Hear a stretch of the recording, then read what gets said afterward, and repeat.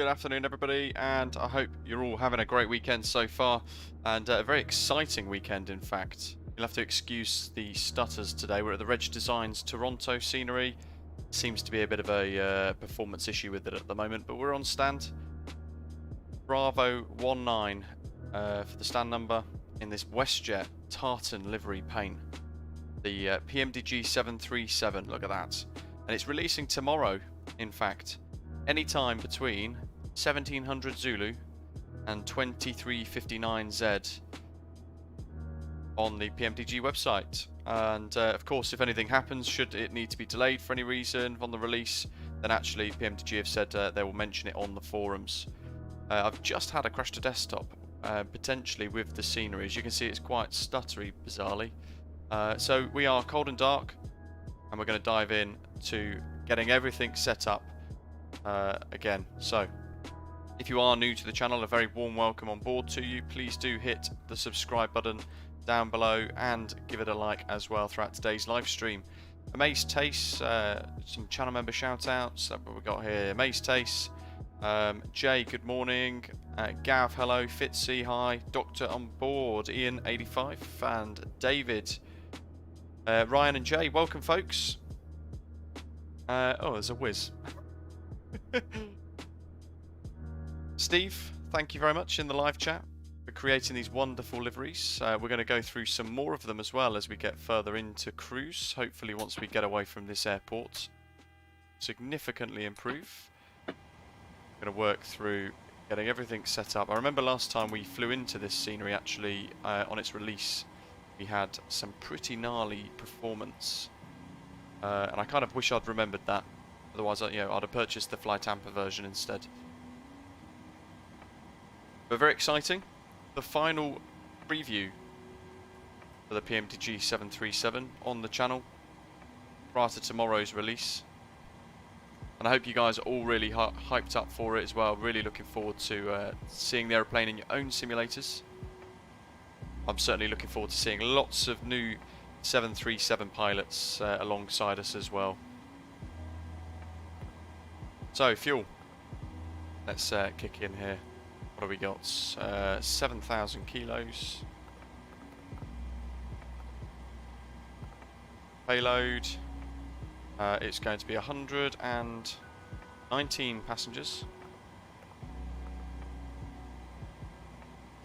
And I think we were going for a little bit of a heavier setup. 70. Oh. Lovely. It's 59.5 total gross weight. Let's go back here. FMC. Get that put in. CYYZ. I'm going to smash through this and I'll catch up with the live chat here in a second.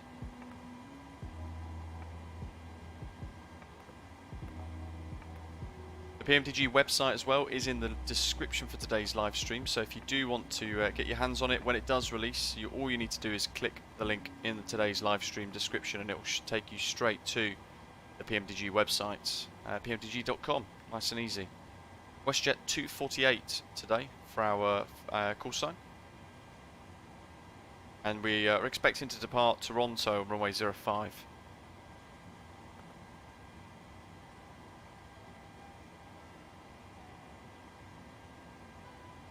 Then the route loading.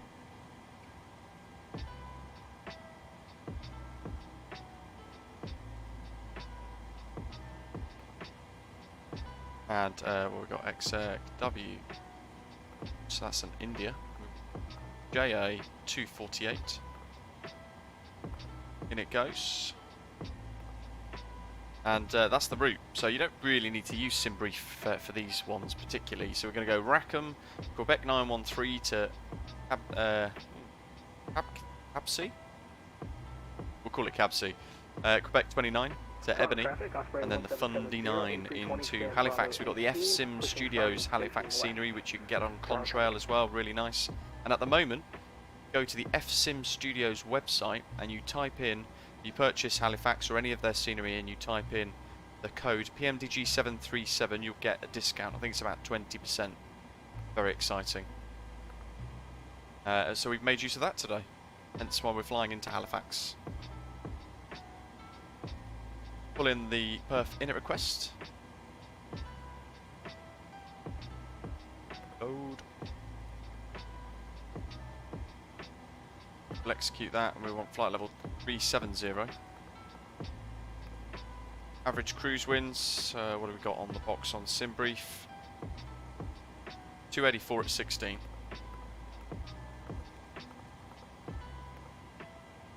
Binres, an alternate. There's only 2.4. Actually, that's bang on. We'll stick with that. Lovely stuff. M1, takeoff 2, climb 2. And on the takeoff page, flaps 5. Missing a little bit of data, but that's fine. We're going to go through the departures in a second. We need to add the runway in use. God, there's the stutters. My poor simulator. We do get another crash to desktop, by the way, before departure. Then I will remove the Reg Design scenery, and we will then make sure that we spawn into just a Sobo scenery instead for the departure today. I'll reset stuff as I kind of had it in a little earlier on. 37. And where's my checklist? Let's have a little look here. So, parking brake needs to be set.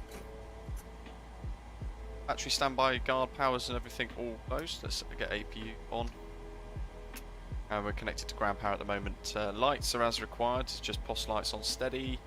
And IRS are sat to nav. Might need to do the warnings again, so let's test the systems. GPWS. Glide slow. Pull up. Wind shear, wind shear, wind shear. Terrain, terrain. Pull up.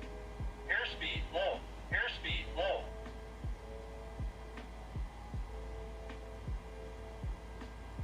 Happy days.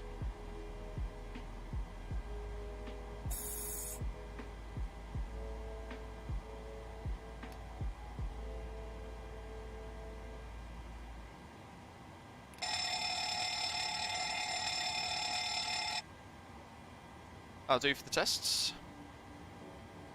Wanted 5,000 initial climb. Just set that for now. We've got pack signs on auto, electric hydraulic pumps are all on. There's the APU. In fact, we can now transfer the power across. And up here, we're going to make sure the yaw damper's on. Hopefully the hydraulics are pressurised. So yep, it's accepted it, so otherwise it clicks away back to the off position. We want leads off the engine. Put the packs on in a second as well. We'll stick them on auto. After about a minute or so, we will put the APU bleed on. Right. Departure. Runway 05. Dead key 4.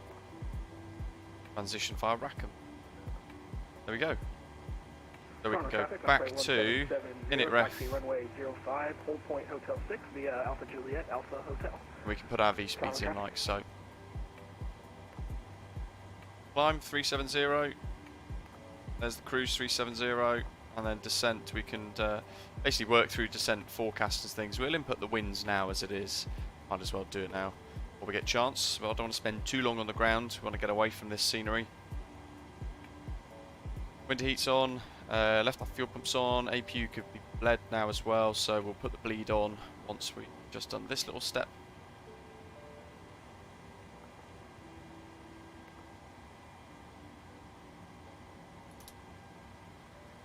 And we're going to check the elevation into Halifax as well. 477. 450 in. We'll check it a little bit closer to the time as well, to our arrival, to make sure that we've got the correct data input, and APU gens are on a generating power. We can click this up here. We can select APU gen on the overhead and make sure that we are generating some power there. We are. Good stuff. Altimeter set. We've got ETA CYYZ. 3015 for the altimeter.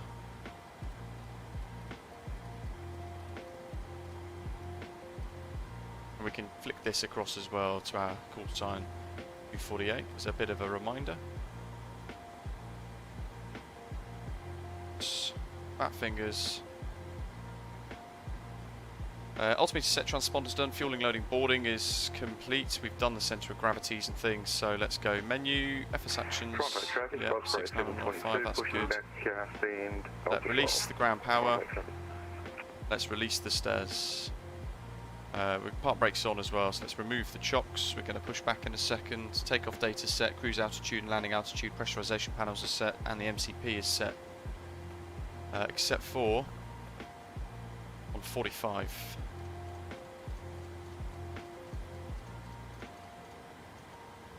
That'll do.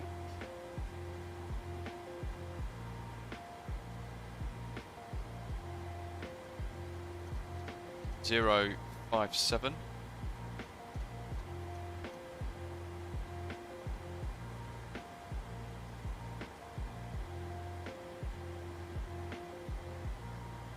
Flight directors can go on. I'm going to brief the departure as well. There goes 1 and 2. And the radios, we just wanted to decimate. I won't complicate it too much for the purpose of this today. So, that's angular bang, that's all done, that's done. The computer and everything's done. Just pop this down here for a second. 1 to 2 decimate, that's all looking good. Pretty happy that's set as well. Standby instruments are set. That's done, and we are on APU power. So 1, 2, 3, 4 APU bleed is on. Isolation valves open, and we're going to push back, I think. So, Traffic Osprey 1770, crossing runway 15 left at hotel. Toronto. oh, this poor performance of this scenery.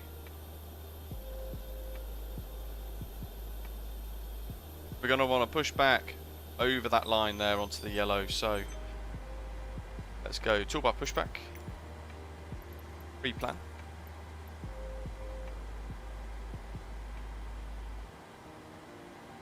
Take a little while to load.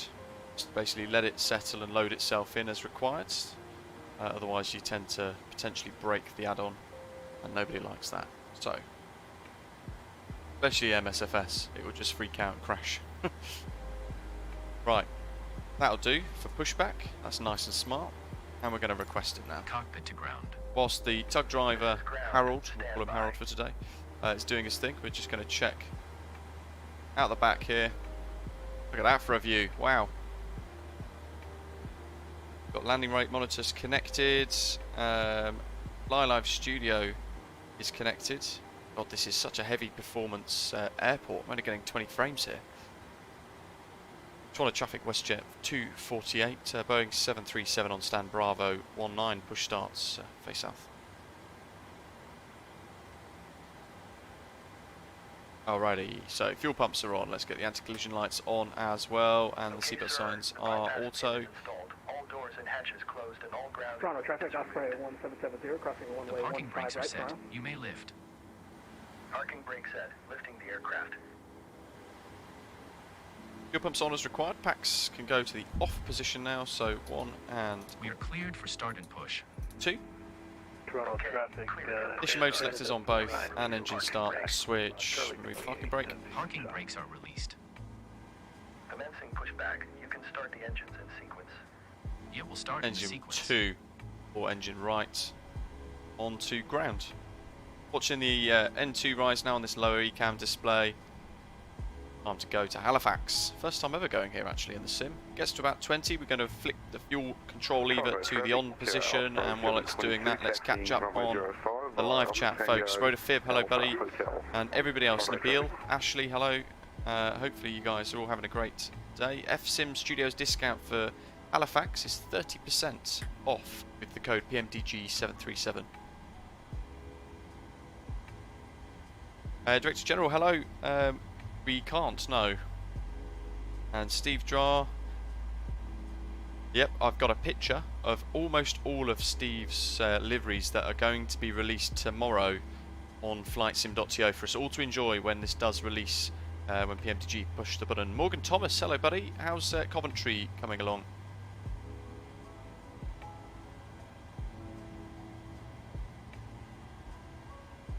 Lawrence from a pilot of Virtual Air Canada. Welcome. Thanks for having us. Despite the choice of airline. Love it.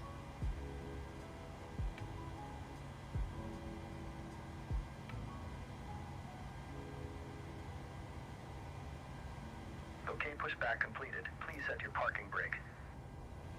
Good, Parking brake set. good. It's just, Parking brake it's set. so, Boarding aircraft. so clunky with this performance at this airport. And I don't remember, you know, it's not, Disconnect. I remember it being bad before, Okay, but I'd sir, kind of clear forgotten to about it disconnect. until Pin today. has been removed. See you at the side. Have a good flight. Alpha 7 Alpha and Hotel Doc, Holding thank you, buddy. position, waiting for the visual. Thank you and goodbye. As we start to taxi, I'll put the bits on the thing for you guys. In fact, while we wait for engine start, let's do it. Navograph. So, here we are. We're going to taxi out Alpha 7 onto Alpha. We're going to follow Alpha all the way down to Hotel, and we're going to cross runways 15 left and right as we go all the way down to Hotel, or Hotel 6, to take off 05. And from there, we're going to depart on a heading of 057 degrees initially, and then above 1,000 foot left 047 degrees, and then we're going to climb our way up to about 5,000. On Unicom we'll continue even higher though, up to cruise. We'll vector ourselves to Alcut, and then we're going to be away. About 2 hours flight time today. You can see here 1,000 and then vectors, then Alcut. But what we can do is a direct 2. Laps 5. Engines are both stable. It's great. I feel like the sim is just on the verge of crashing again with this scenery. Not good at all. Okay, so gens. Traffic Osprey 722 crossing runway 15 west. Toronto traffic. And 2. Engine start switches both on auto, and Pro Peak goes to the on position up here. 1 and 2. Wing and engine ice as required, and engine bleeds 1 and 2 switched on. Packs set to auto. Isolation valve set to auto. Recirc fan set to auto. APU bleed off. APU off. Flaps as required, set, and elevator trim for departure. We need the takeoff page. 6.8.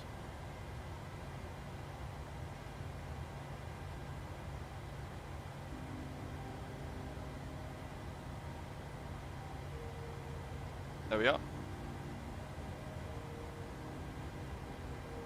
New system. Got flight controls, full and free.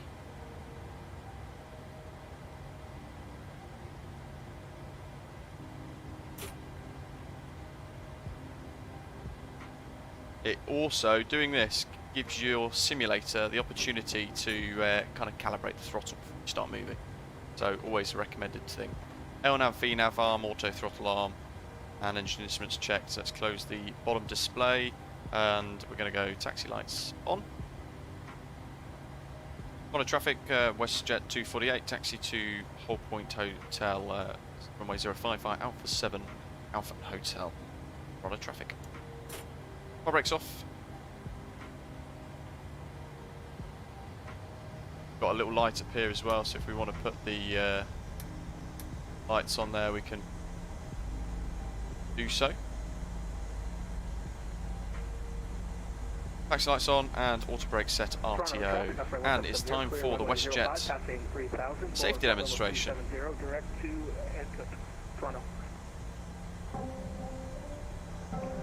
Toronto traffic, Air Canada 490, taxi 05, Hotel 6 by Alpha Juliet, Alpha Hotel.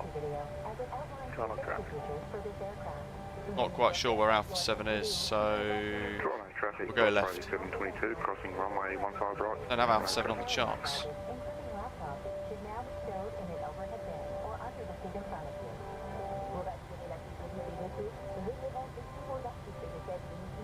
Perhaps it was Alpha Juliet.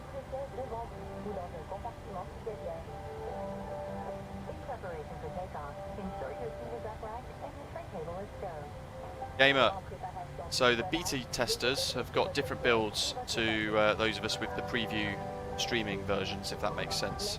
So we don't have the one with the trim sounds in it, sadly. Tomorrow, though, we will. God, look at the performance of this airport scenery. Absolutely horrendous. Fly Tampa have got a Toronto. I've not got that scenery, but I would recommend getting that one instead.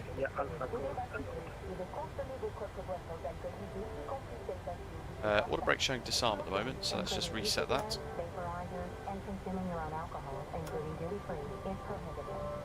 There we go, and the light's extinguished. The stream isn't laggy, Gigando, it's just the shocking performance at this airport scenery.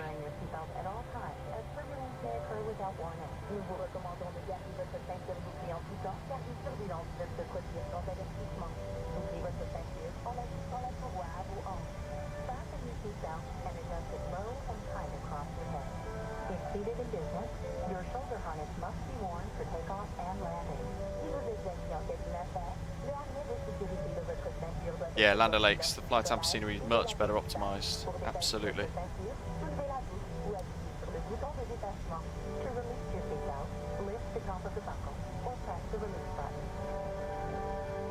Real shame though. Reg Designs have done a really nice bit of work with it, with the scenery. Very, very nice scenery, but yeah, not very well optimised at all, and in fact I feel like it's got worse since Sim Update 9 got released too.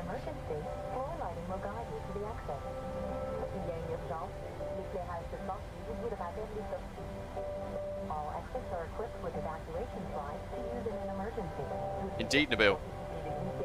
Brandon, so I've got the one that we've got for streamers to preview with the fixes and things that you would expect.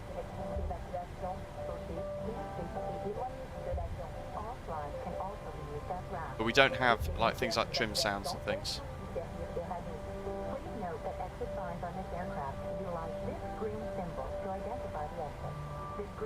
How far do you reckon we have to fly away from this scenery before the sim de-renders it? Yes, Pieta, yes. Yeah, we're expecting a hotfix, aren't we, from Asobo for this Sim Update 9. All the issues that people have been causing, all the issues that people have been experiencing, I should say.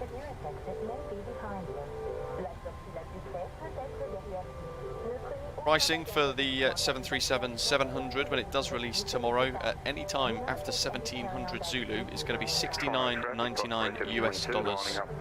And then about 6 weeks later the 600 variant is going to release, and when it does, the promotional pricing of $69.99 US will then go up to $74.99.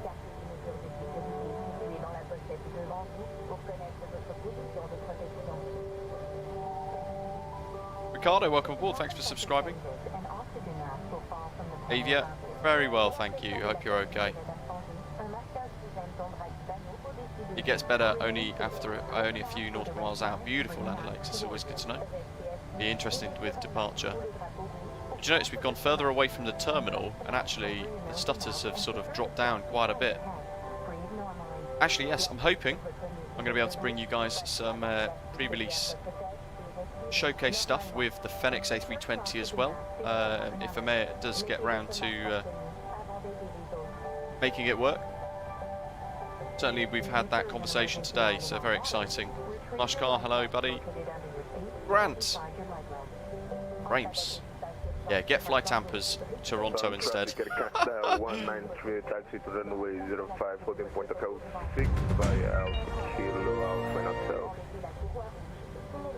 Thanks for all the videos over the last week or two. Made the wait bearable. On a traffic, Westjet 248 crossing, runway 15 left. Grant, thank you very much, that's really generous of you, and nice to hear as well. You've enjoyed the preview content that we've had on the channel over the last couple of weeks. I've really enjoyed previewing it to all of you guys and showing lots of different liveries off and some of the different builds that we've had all across the world with the 737. It's really exciting, and in fact, while we're taxiing out as well, I want to specifically say thanks to Robert from PMDG for giving me the opportunity to preview it to you guys and show it all off. The only exclusive YouTube streamer that's got access to it, so I feel very honoured to have been asked by Robert and the PMDG team if I'd like to be involved. So hopefully you guys have all really enjoyed the preview content that we've run over the last couple of weeks. It's crazy this is the last preview day. What an exciting time to be flying on Microsoft Flight Simulator. Steve as well, thank you for sending us some beautiful exclusive liveries that we've been able to showcase. Your fantastic Chewy liveries as well that we enjoyed into Brussels the other day, and this fantastic Westjet Tartan livery as well. Once we get airborne, we'll have a little bit more of a look at it as well. Once we get away from this frames per second death hole of Toronto. Get the strobes back on. Ramkus, wing views. Oh my god, I should have done it later. Like this? Looks good, right?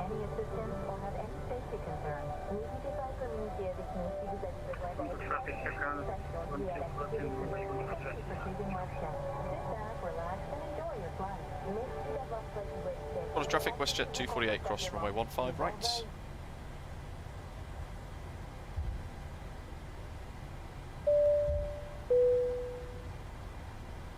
Nabil here. Loving the content. Can't wait for it tomorrow. Metal Eye, are the crew sounds included in the PMDG? So some of them, the V2, the V1, which we're about to hear for takeoff, they are included in the 737. But the crew announcements that you guys have just heard, the Westjet safety demonstration, that is from the Luke Air Tool, which is a nice bit of freeware. Nabil, thank you very much, mate. Really appreciate that. Dropping a tip. Loving the content. Can't wait for it tomorrow. That's really good to hear. Yeah, we're all hyped now, aren't we? Now we know the price and the release. We know it's almost about to touch down.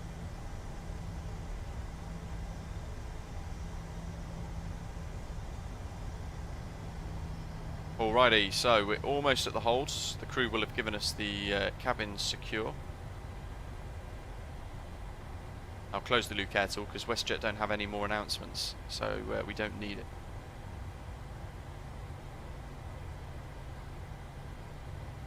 Make sure I've got my dead key 4 charts ready to go as well.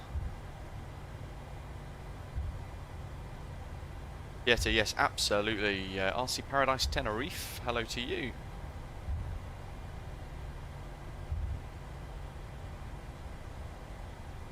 And everybody hitting the subscribe button so far, a very warm welcome to all of you. I can't read you all out because I've lost track of who's hit subscribe. It's great to have you on board with us. And throughout today's live stream, please do keep hitting that like button as well. Give us a thumbs up. I can't believe we're almost at 100 likes and we've not even taken off. It's fantastic. Thank you, everybody. Right, pre-departure checks at the hold. Fuel reset rates. Make sure that centre low screen is dropped, and V speeds have been checked as well. 145 for V2 plus 10. NCP nav data and radios are all set as well, and we've briefed our takeoff as well. We're going to put the strobes on because we're going to line straight up. Taxi lights off, runway turn lights on. Blue Bricks, hello mate. How do you think CLJ holds up to this in the fly by wire? This is a whole new bar that's been set. It's a very exciting time to be enjoying Microsoft Flight Simulator. Transponder set TARA, traffic, hit the button, turn it on. Runway confirm, runway 05.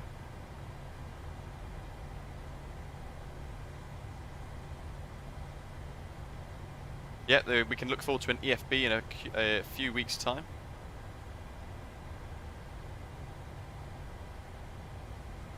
Right, we are going to flaps 5 set, green.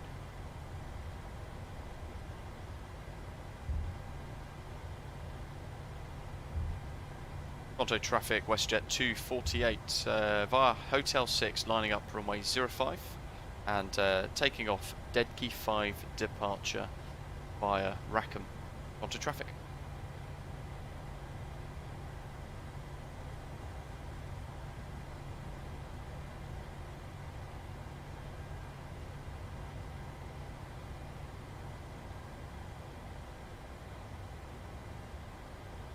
giddy aunt. What the? Okay, there we go. God, this scenery is terrible for performance. I've never experienced anything like it. APU's off, we've set that as well. Yes, we are ready, folks. So, where's this fog come from as well? Let's get one little picture with the Air Canada Jets livery behind. Oh, there's a few. Yes, look at that. Let's not hold everybody up. Jump back in. Gonna go on the brakes. About 40% N1. Neil, hello. Gonna drop the brakes. Ogre. Rock and roll. That nose forward slightly. Get some pressure on the nose wheel. Toronto traffic, Air Canada 490, lighting up, behind the departing traffic, 05. Abdu, not required. We have auto ignition. V1. Rotate. Me too. Have a crosswind. Gear up. Line to the flight directors. Oh, it flies so well.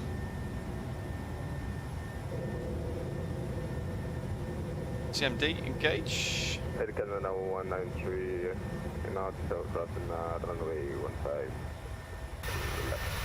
Oh, here we go.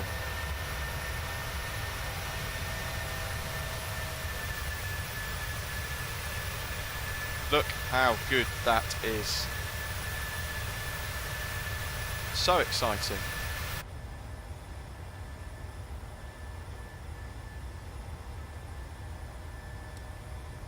Okay, 3000s, and we're going to now go direct. So legs, Alka, up the top, execute. We're going to continue our climb up now. So we'll set 12 for now. Going through our flap retraction speeds, so let's get them up, and we're going to now drop across to this wing view. We're going to watch the animation as well.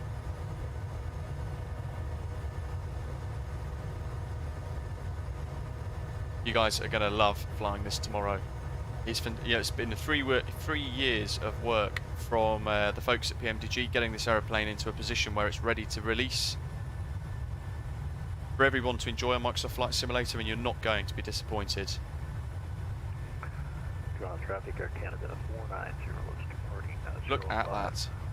Look at the haze in the distance as well. Forward departure. Toronto traffic.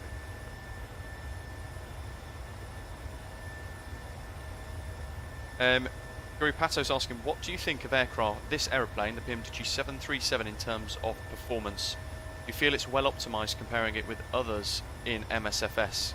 Great question, and it's a frequently asked question as well whenever we've done these preview streams. And I can hands down honestly tell you guys that this is the best performing aeroplane that I have in Microsoft Flight Simulator full stop at the moment. Frames per second wise and everything else is the most usable, the most stable and the smoothest aeroplane that I've flown.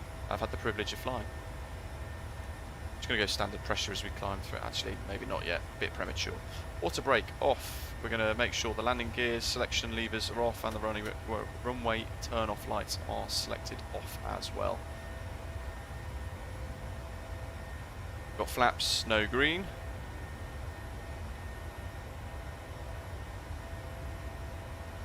And CMD engage has already been turned on. Flaps retracted, cabin check pressurization, check pressurizing normally, and it is. You can see it there, the cabin climbing about 500 foot per minute with the pressurization panel, and you can see the cabin altitude at the moment about 1,000 foot at the moment as well, and seatbelt cabin signs as required.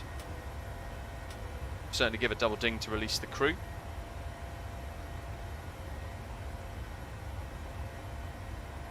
Toronto traffic, Air Canada 490, airborne passenger 2700.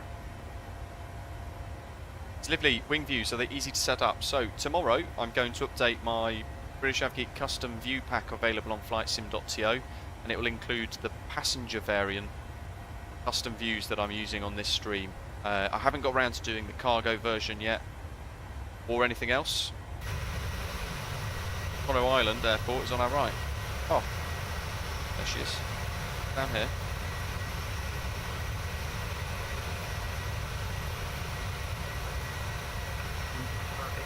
There she is. There's the CBD as well.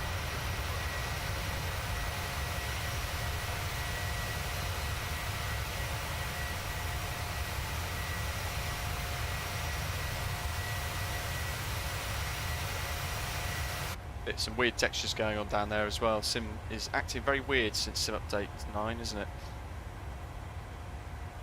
Yeah, all you'll need to do is download the updated custom view package. It's only for the 700 passenger version, of course, but you can then put the camera.config file, pick and drag it, replace it from on that aeroplane, and you'll see that then you'll get a number of custom views. This one,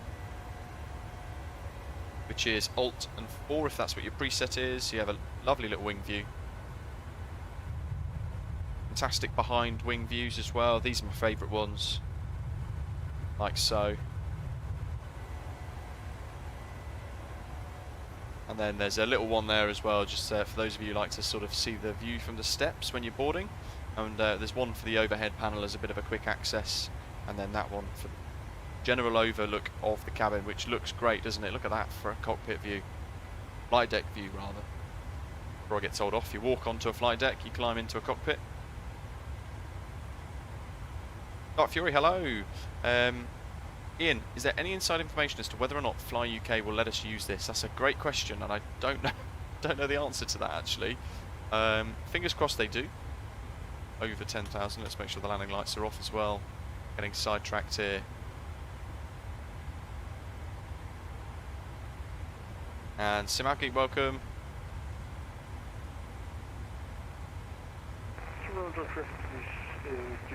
7 folks flying along, brilliant. Let's turn the collar to 10 degrees if we do need to use heading mode for anything, and we're going to make sure it's a Boeing thing. Set our heading knob onto our track there, or our heading, sorry, there.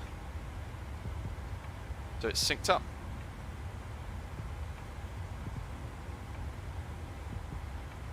EGM wants the 600 because of the wings without winglets.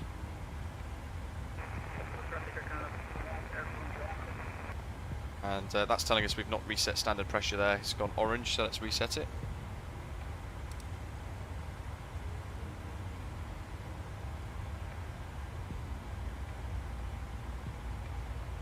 Steve's saying, when you get chance, look at the nose anti-glare shield. Note how I've used PBR X to make it not as reflective as the white paint. This one, right?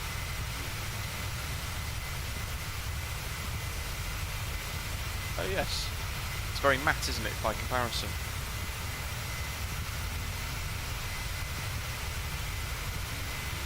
Ah, look at that for a profile. You guys are going to be enjoying this just over 24 hours.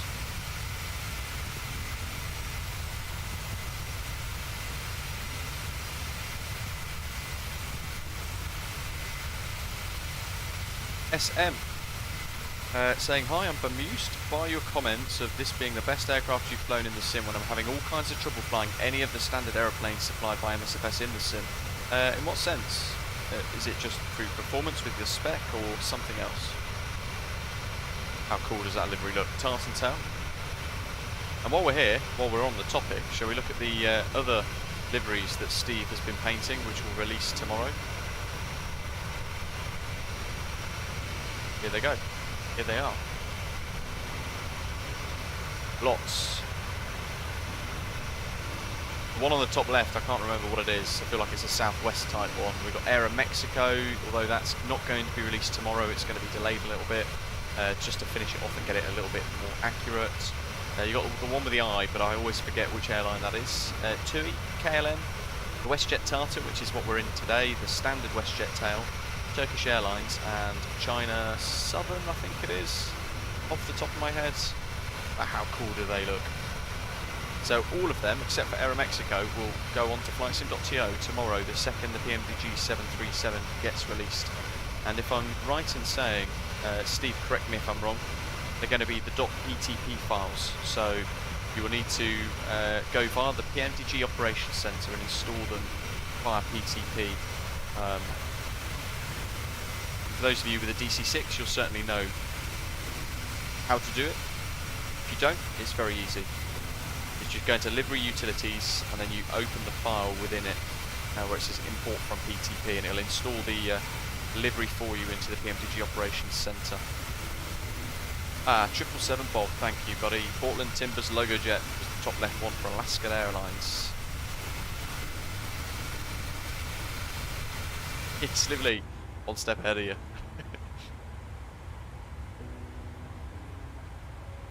There is already a Ryanair livery, slow digital included. It's their training Boeing 737-700 actually, because they do have one in real life. Rotofib and the Osprey livery?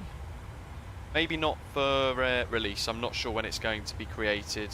I know CABCI was going to try and create one, but he's also in Dubai I think at the moment, enjoying a little holiday break.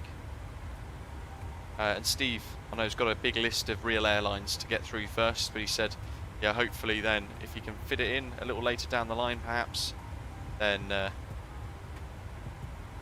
we might see Steve paint an Osprey Airways, Osprey World Cargo sort of liveries for these 700 variants. Right, flight time's only about 2 hours today. Saying time to go 1 hour 30, which is very nice.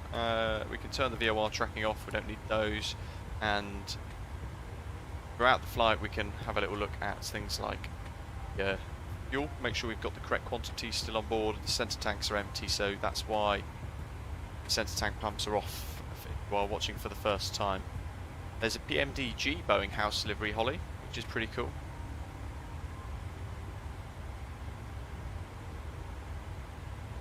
Evening clouds, so the higher the number, the higher the cost index. So if your cost index is say 70, here's a prime example. We're on a cost index of 18 I think at the moment, but if we increase it to say 70, we might see that our climb becomes 300 knots instead of 285.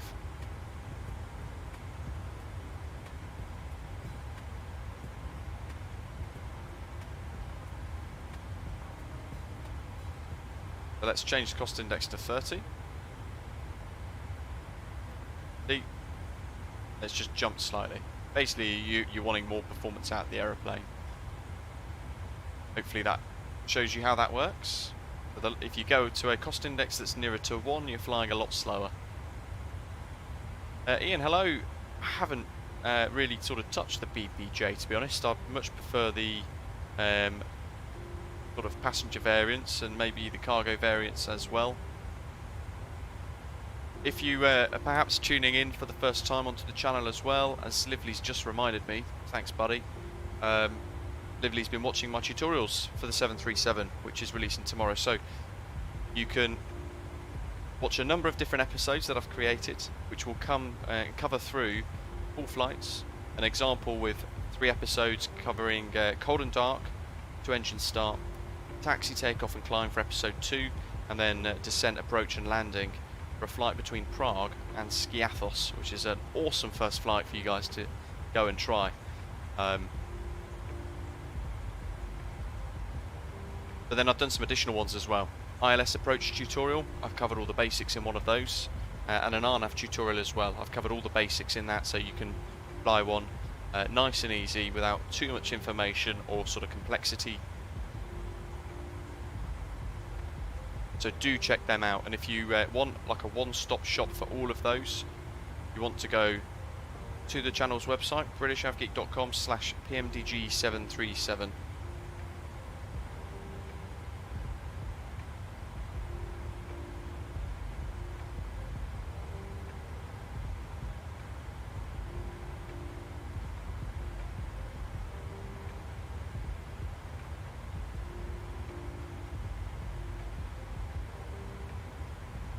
There we are, and I'll pin that at the top for you guys, so you can bookmark the website, use it, watch the tutorials over and over again if you want to, whilst you replicate the same flight. And in fact, one of them, prime example, the Prague to Skiathos route, we've put the route into the description for the video, so you can literally copy and paste it into SimBrief and follow the same plan exactly, just to make it that little bit easier for you guys. And it will certainly give you the maximum confidence in flying the aeroplane onto VATSIM and things like that too, so you can then over time begin to learn even deeper complexities with the aeroplane.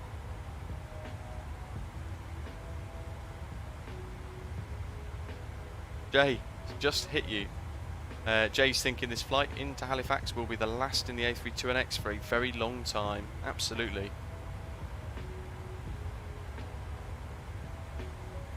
What should I put in reserves, or can I skip that even in clouds? So that you definitely want to check out my tutorials. The cold and dark to engine start one specifically. When you generate your SimBrief flight plan, throughout all the data on that, on the OFP, you want to find FinRes and alternate ALTN under the fuel tab, and you want to add them both together. And what that will give you is a figure, whether it's kilos or pounds. So in my instance, we're using kilograms. Reserves of 2.4, which is 2,400 kilograms of fuel on board for reserve, and it's your alternate fuel required for diversion, plus your final reserves as well, which is about 30 minutes of fuel additional, and that goes into that box. So if you start to get into that, you'll get an alert on the aircraft systems telling you that you're now in reserve fuel, in addition to the low fuel warnings that then you'll probably start getting as well. Darcy, Ebony. Wow. Okay, well let's start looking at arrival into Halifax then, shall we? Got METAR CYHZ, and it's telling us we've got winds 010 degrees at 8 knots, 15 statute miles of visibility, broken cloud at 26,000 feet, so that's pretty high. Temperature is plus 3 degrees Celsius and dew point minus 4 degrees, and the altimeter 3024.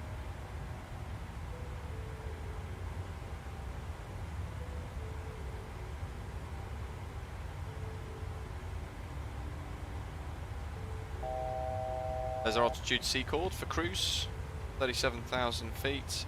We've got 010 degrees 8,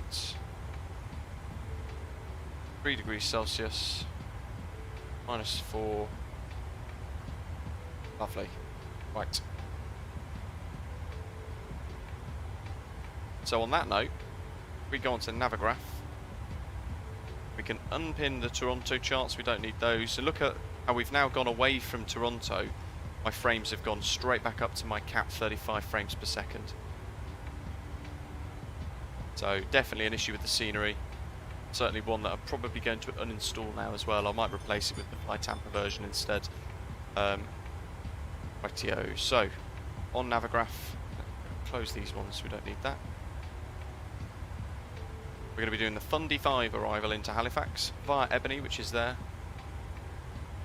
EBKID with a hold, should it be required, followed by a hold at Muvox as well if it's needed. And then it's a question of which runway we're going to be using. There's quite a few different options here as well.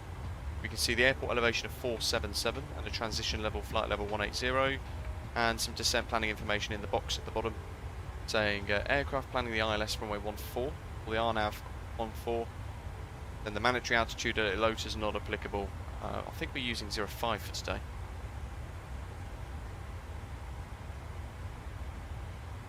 Yes, I think we are using maybe an RNAV into 05. So, in fact, none of those descent planning sections mean anything to us. But we pin it. We can use the lock runway 15 or the RNAV Zulu. I think I might do an RNAV Zulu approach into runway 05. You can see here from Odcus we need to be at 3,000 feet recommended, max 200 knots. And we should cross through the glide path angle about 3,710 feet apparently, looking at this. 3.8 nautical miles, there's a GPA, VDA, 1,800 feet at 4.1 DME from the threshold. LPV is basically to sort of, I guess, summarise this, an LPV is an RNAV version of an ILS approach, so it gives you some lateral and vertical guidance to fly the RNAV approach, similar to mimicking an ILS basically, as you can see there. So what we should do on this particular occasion, in contrast to what we did into Santos Dumont, is I'll hit the approach button, if I've understood it correctly. You can see the LPV minimums here. We'll do, I like to hand fly it in, you guys know this, so we'll do the higher decision altitude of 649 instead of the rad alt. And then it's a question of if we're going to come via Oro, Obnom or Odcus direct. So, Oro and Obnom. Well, there's Odcas, and then it's straight in, so there's our answer. We're going to go Muvox, direct Odcus, max 200 knots, 3000 and above. And then we're going to just turn straight in for the approach, 053 degrees onto 05, and all the rest of the data here becomes irrelevant to us.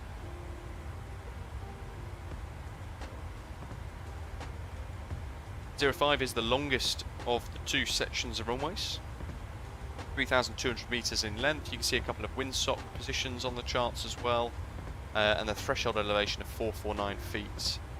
And the elevation on the other side, 443, which suggests there's a very, very slight downhill slope on the runway of a couple of meters, couple of degrees. And it looks like if we use auto brake 2 or so, we'll use our performance calculator to work it out. We'll vacate a delta to the air terminal. And something that you will probably find really useful, guys, jump into the controls, the flight deck tomorrow on this aeroplane. If you Google VAS Airplane Toolbox, VAS, space Airplane, space Toolbox, onto Google, you'll see an X-Plane forum post. Download that program, and that's the calculator that we've been using. And thanks to Doc for letting us know about that as well. Really appreciate it. It's a very, very good bit of free kit, so I can highly recommend it.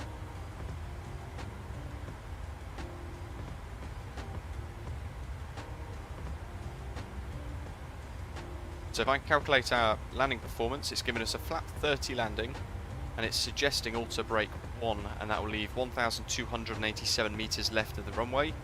And if we use auto brake 2, it's going to be about 1,446 metres of the runway left. And auto brake 1 is very gentle. It's actually telling us on my calculator as well that we need a landing altitude of 500. I'll click that up to 500 on the landing altitude tab at the top. And I shall put in, got a slight crosswind for this too, by the way, put in the arrival. So, RNAV Zulu 05, Bundy 05, via Ebony, and is it Obnom? Wasn't, was it? Straight to Odcas. So we're not going to put in the transitions. Drag required after Odcas, it says. So what have we got? Ebony, Edkid. We're going to check the altitudes. In fact, there's no altitude guidance on these at all. So, Odcas recommended 3,000. So I'm actually going to change that constraint. Let's see if I can just do it without deleting the speed. There we are. So VNAV is working out everything else. It's telling us drag required. Well, the drag itself can also just be the gear. LOPMA for the glide path angle, 1,800 feet, that's correct. And the runway 05, 527, which... Yep, that's fine. Missed approach, we can check the data. It says climb to 3,000 feet, track 053 degrees to Leros, and then as required, shuttle climb. So, we can see the nav data there is correct as well. Awesome. Descent, proper descent in 430 nautical miles, so actually a lot further than I realised. And the forecast looks like that with our descent winds. Transition level, flight level 180 in the States and in Canada, so that answers that, and the ISO deviation of 0 degrees. which means that the mean sea level temperature is 15 degrees, and for every 1,000 foot, take 2 degrees off the temperature there. And then when we get a bit closer into top of descent, we'll work through our checklist. We'll make sure that we've added the QNH in there as well. So, fixed rings, we can add one of those. We should put... Oh, that's a very handy fixed ring actually. So the Halifax VOR, which is a little bit further away from the airport itself, tune it, 115.1. We can go YHZ. And we can do radial and distance. I'm just going to do a slash for distance, and we want 10. And I'm also going to do 20.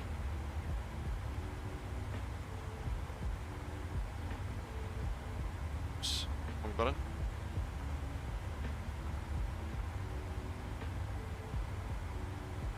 Awesome.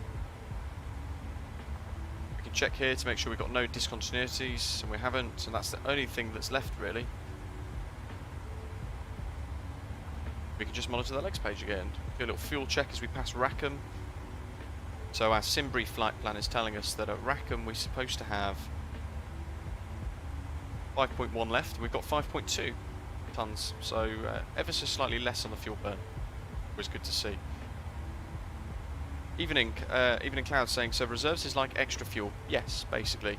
You need to have enough fuel to divert to a suitable airfield, and you also then need an additional bit of fuel for your final reserves. Vacate Delta, stand gate 16. Doc. I'll try and remember, I've scribbled it down. 777 Bob likes Top Cat takeoff and landing calculators. SimBrief flight plan wise, by the way, as well, guys. You can use on SimBrief, scroll down, you'll see B737. You can use the default profile. Works very nicely. The only thing I would probably do is go into Aircraft Editor once you've selected it, and you can change the passenger loading so that you get, I think it says 160 something by default, but instead I'd change it to 148 for maximum, like so.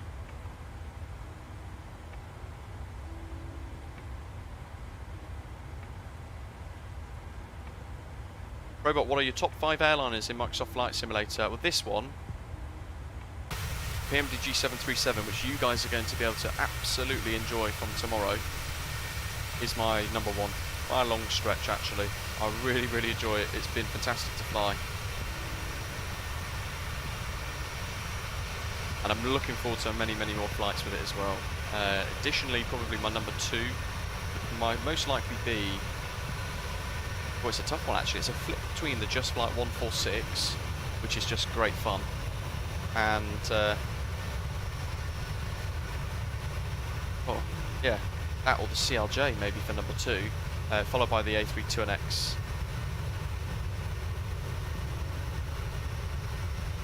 Look at that glint, the gleam.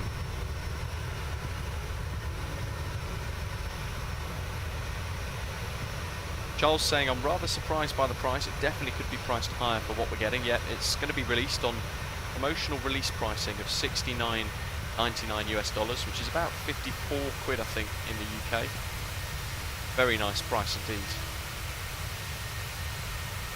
But what is the most complex aircraft in MSFS? Now you compare that to what Leonardo have done with the Mad Dog, and they're saying that they've got the most complex, most advanced aircraft, the Microsoft Flight Simulator, but their aeroplane is, well, for me, €90 with the UK tax, which is about £75. So, in direct response to Brandon M's question, do you have the MD-80? No,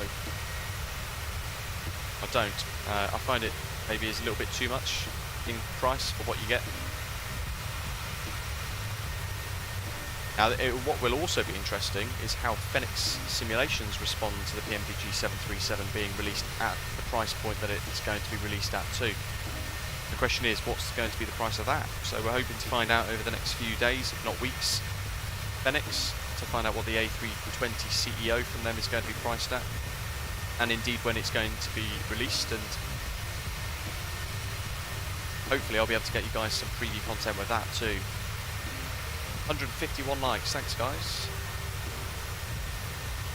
Just uploading my screenshots onto Volanta for everything we've done so far.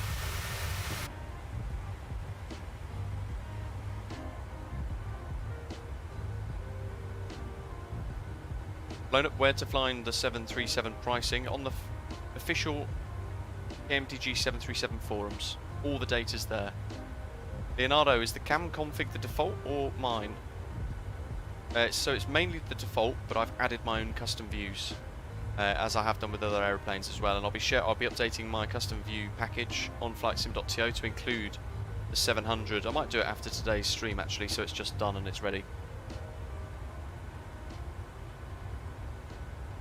Now, ordinarily, I would stream tomorrow to celebrate the release of the 737. The problem I've got is I'm actually upgrading my broadband tomorrow. We're going up to 1000 megasecond upload and download, so I'm going to have no internet tomorrow while that's going to be done.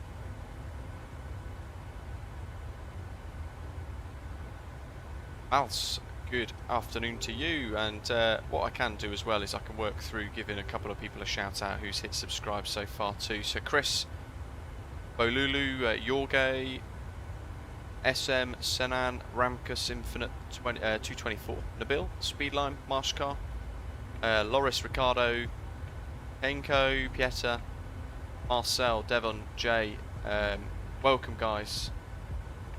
Thank you to all of you who've subscribed so far.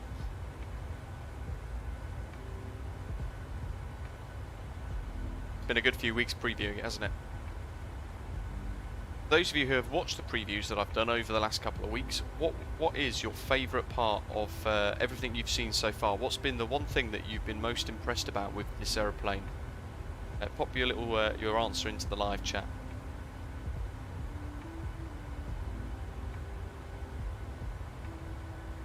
Steve says, look at the nose and see how it's just a shade darker, just like the real aeroplane. LS Gaming, a checklist also included with the PMDG 737, like a normal checklist or rapid decompression. So, as I'm aware at the moment, no. However, you Google 737-700 QRH, then you will find a couple of options there that you can download for free. Checklist-wise, Fred, welcome. Checklists-wise, if you click the link in the that's pinned in the live chat, go to our website, britishnavigate.com/PMDG-737.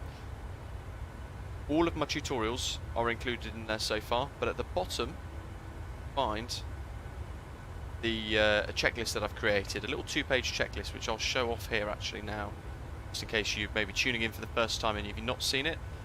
That's what it looks like. So that's a 2-page easy to use checklist that I've devised that you can follow and use along with the tutorial videos to help you get confident with the aeroplane, and it will cover all of the kind of the really important items in a very summarized format. As you can see there, summarized checklist at the top.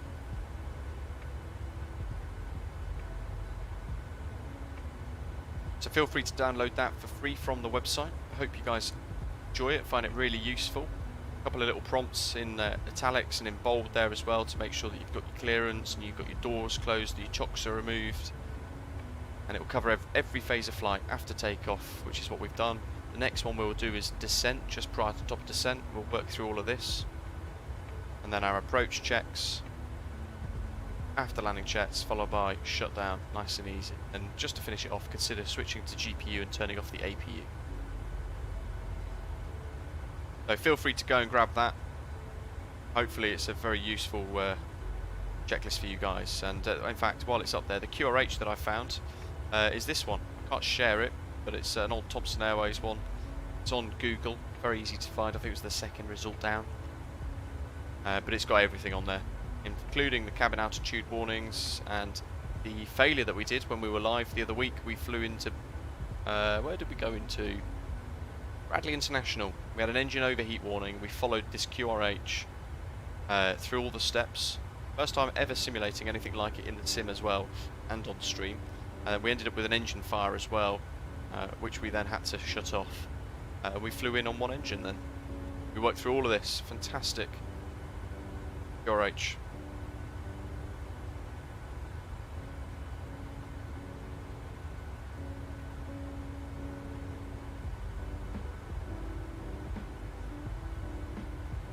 Captain Asker saying, does it have an EFB? It will do in the future, yes, but not right now. I think from what I understand, it's about 12 weeks away for the EFB.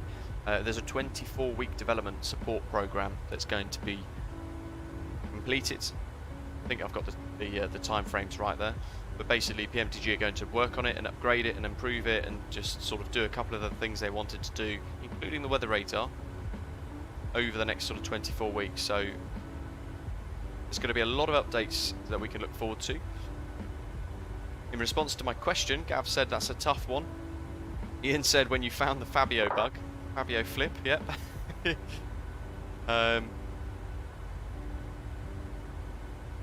F-Tan's looking forward to the 737-800 with the fantastic Amazon livery. That would be quite cool, wouldn't it?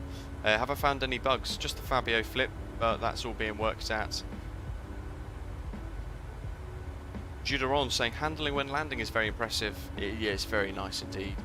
Cocolada says it just seems like a complete package. Great overall. I agree. It's lovely to have an aeroplane like this, isn't it, in the sim. We can enjoy it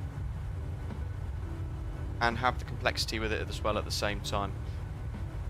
Charles says thank you for the checklist you posted on your channel. You're most welcome. And what I'll do is I'll put a community post out on the channel tomorrow as a reminder. So I'll link the website where you can get the checklist, and I'll also link the playlist for the tutorials that will give you all the basics to get started. And then you guys are going to be flying it all over the world with ease. TGN, there's no SAS liveries yet, I don't think, with this.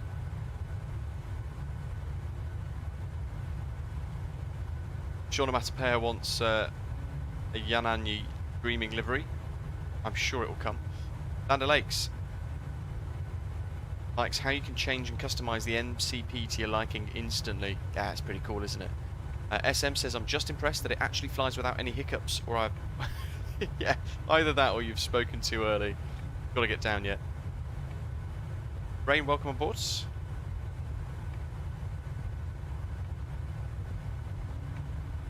Lively says, great overall, now I can learn the Boeing family. Blown Up's favourite feature in our preview so far, definitely find the flap sounds are great, and also thanks to Steve Draft for the awesome liveries. Indeed, yeah, thank you very much, and thanks for sharing some of them with us, allowing us to preview some of them as well. It's been really nice. T-Bong, it's in the link in the pinned message on the live chat today. You can get the checklist and all our tutorials for the 737 as well.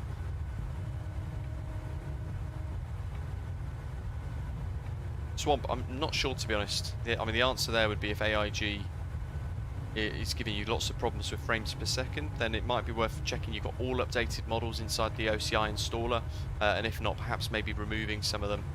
Not sure. Difficult to work out because everybody has a different solution for their own setup. Joep thinks his next European DC-6 tour is going to be Heathrow from Berlin or maybe Amsterdam. Yeah, I do need my gin and tonic and Stroopwafel delivery. You crashed the other week, didn't you, out of Amsterdam?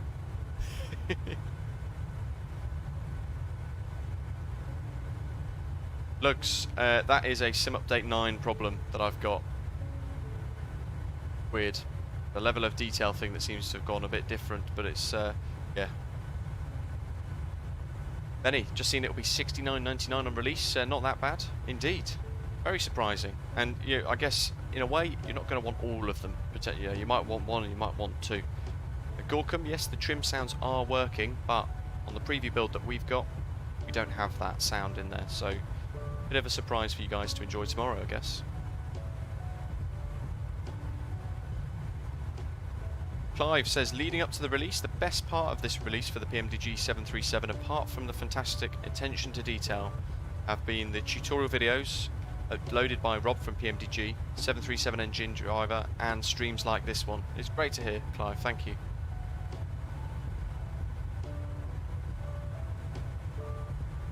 Indeed, if you want a lot of complexity to your tutorials, then I can recommend going to 737 NG driver.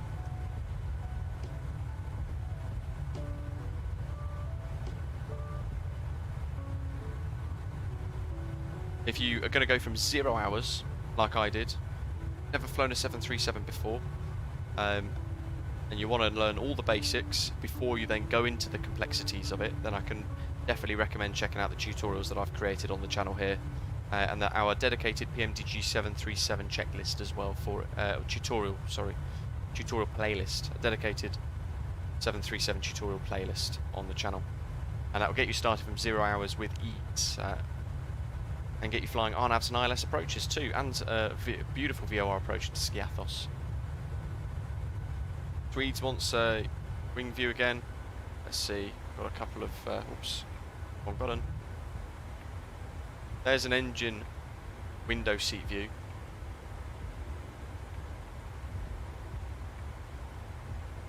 Raw, I'm not sure what that looks like. Bob, there's the question. Hello, I really want to buy this aeroplane when it releases, but it looks hard to learn. Would it be a problem for a new flyer? So you've got to sort of give it all the data it needs, and you've got to learn the aeroplane. It's not difficult.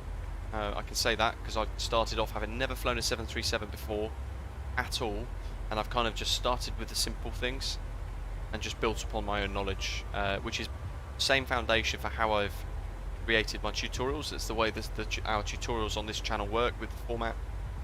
So I can definitely say, Bob Black, click the link in the description above.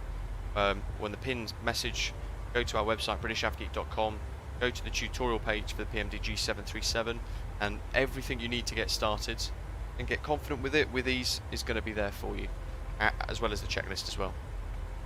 There is this SAS livery. That's good to know, Steve, thanks. It's difficult because we've got a different version to you guys on the beta team, so it does get confusing sometimes.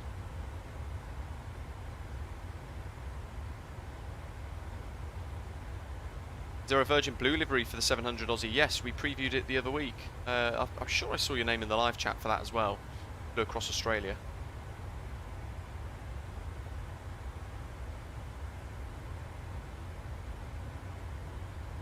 Mohit, hello. Land O'Lakes likes the hidden toga button on the MCP, mouse press desired flap. Yeah, so there's some cool features. You can click that button there, that's screw. That is going to activate toga.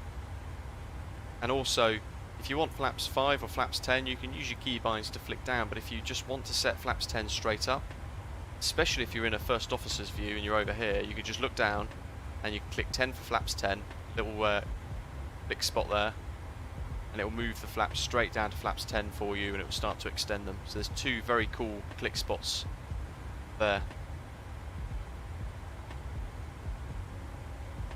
Deep Mental saying, hi, I'm honestly surprised people find it a fair price. It's one variant and others will be standalone and probably cost around the same. That's a lot of money for one type. It depends which type you want and if you want all of them. I'm assuming then you also find the Leonardo MD-80 overpriced in that instance. I think the MD-80 is overpriced, especially with very bad sounds.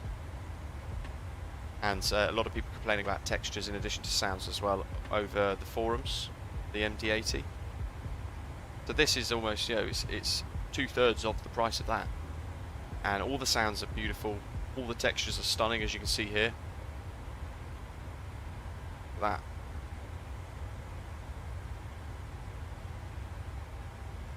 If we go down here, one of my favourite views we had the other week. Where is it? It's down here, isn't it? Look at that. And he's asking, will you get a discount if you have the 700 and you buy the 800? No, sadly not. They are just going to be separate standalone packages. Evil Cookie, hello. Did you show off the new liveries coming tomorrow yet? I have, but let's have a look at them again. I'll put them on there for a few seconds. There we go. Everything that you can see there except for the Aeromexico livery will be available on flightsim.to upon the PMDG release tomorrow, thanks to Steve. And there are going to be a lot more paints as well. There are a couple of other painters that are going to be working on things we don't know what they are yet. They will be released and become available as well. So that's not all of them. We don't know what the other ones are yet, but they are very, very nice. There you go, buddy. What do you think, Evil Cookie? Good liveries, aren't they?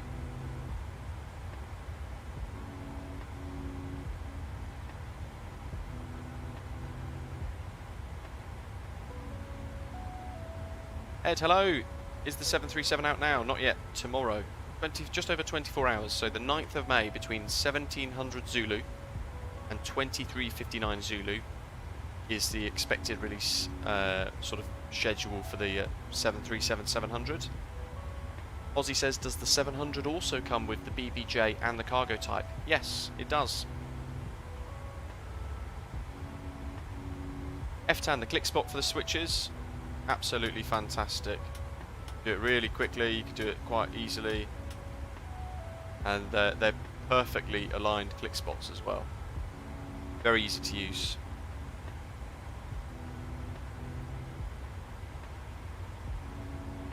Interesting to hear the MD-80 click spots could use some work as well. Again, it's a very expensive add-on that seems to have quite a few frustrating things with it, I suppose. Probably the right to say. Which is why I've still not purchased it yet.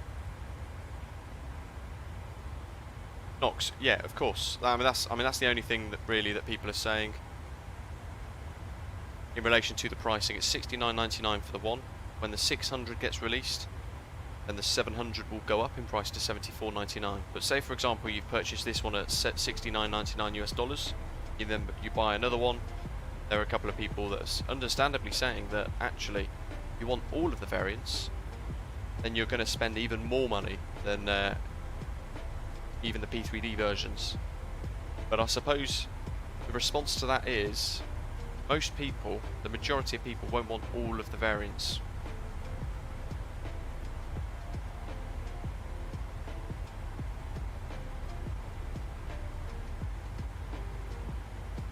I hope the external textures on the 737 have been improved in the final release, Pieter. Yes, so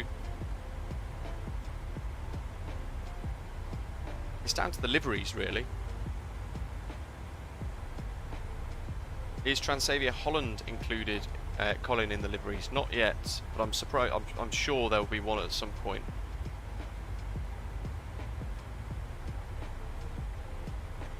Delivery, the 737-700 is all I need. The others are just the same but bigger, I assume. Pretty much, yeah.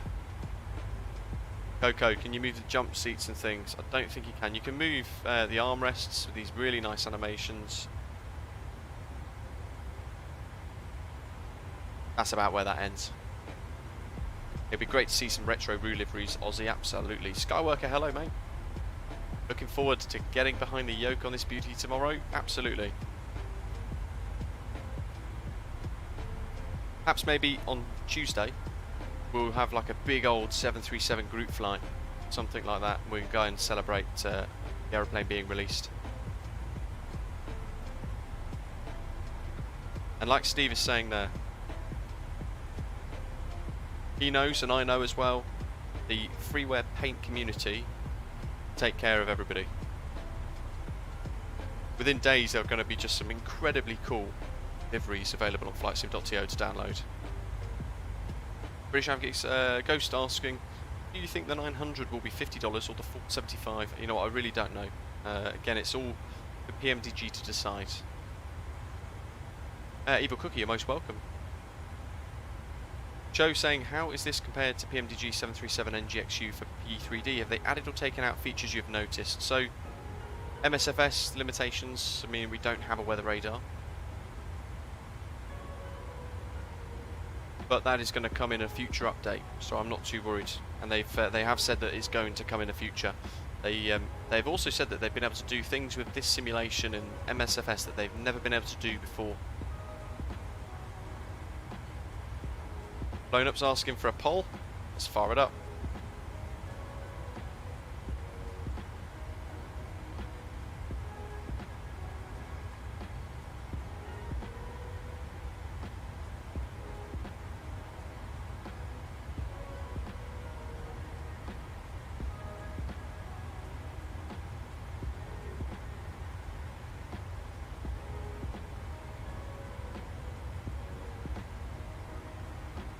I'll put them in the forecast release sort of order as well, shall I?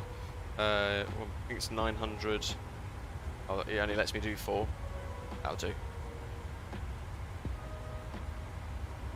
Polls live.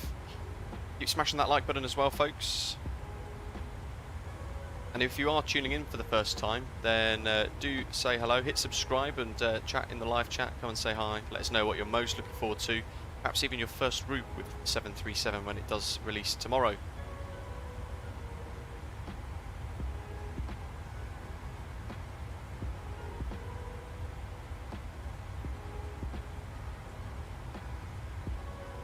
Global Aircraft Spotter, how much will it be and when will it come to Xbox? It's not going to be released on Xbox till nearer autumn, I don't think.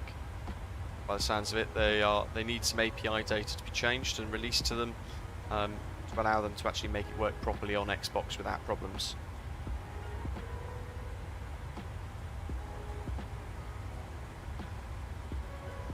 FTAN, can you switch the config during flight? For example, like the fuel cutoff switches, backup altimeter, etc. You certainly can, yes.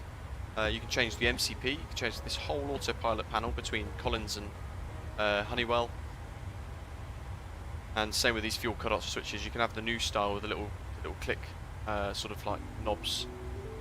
There's a lot of configurable options that you can sort of switch around and move and change on the fly at any stage, whether you're on the ground or in the air.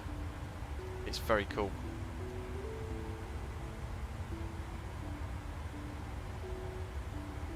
Charlie asking, how's the handling compared to the Zebo? So I don't know, I've not flown the Zebo, so I don't know what that's like, but this is really nice to fly and handle in the sim. It flies very well.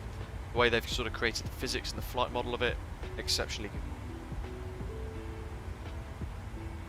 Trying to catch up with the live chat, wow.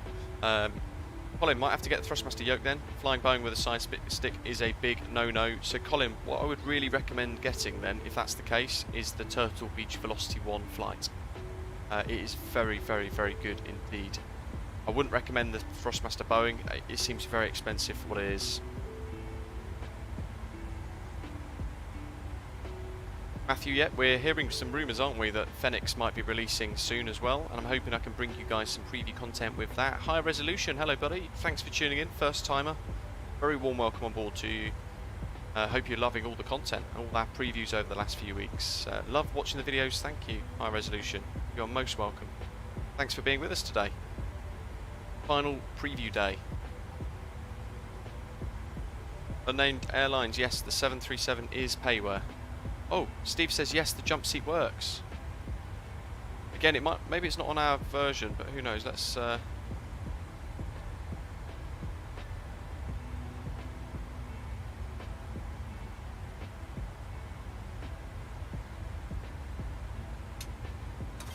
Oh boy! Look at that. Oh. Oh. Right, we need to watch that again. Look at that.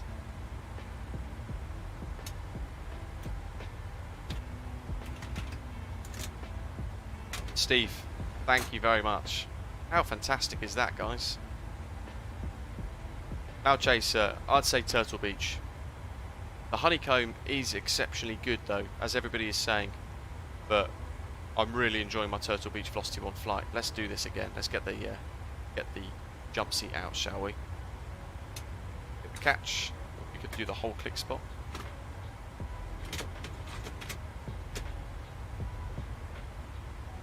What do you think to that? Gamer DL, how's the rudder on rollout? Very nice. Sean Matapayas looking forward to the A310. Oh, here, that seals the deal for me. I hold the most uncomfortable seat for pilots in aviation history. Trust me, the A320 jump seat, which is behind the first officer, is horrible. I've sat in it many times in flight. And you're literally, your legs, your knees, everything properly crushed up behind the FO. The most impressive seat animation I've ever seen, says Ghost. Delta Tango is going to be an expensive week. Just bought the 146 from Just Flight, and now the PMDG 737 comes tomorrow. How are you finding a 146? It's great fun, isn't it? Blown up. Fabio and Chewy say TCA Boeing yoke is great. Yep. There's a lot of people that have said the throttles are very average. Bearing in mind it's very expensive, the Boeing Thrustmaster, and you know Chewy is a ambassador of Thrustmaster, so he gets all of products from them for free. He has, he's not necessarily going to say bad things about them. The £350, the Turtle Beach Velocity 1, you get the yoke with a really nice spring action which resets centrally. You get 3 general aviation throttle prop mixture levers, tons of customizable buttons. You get a proper trim wheel and 4 throttle levers as well. But it depends what you want to get, out of your own sim experience, and also what budget you have to spend too.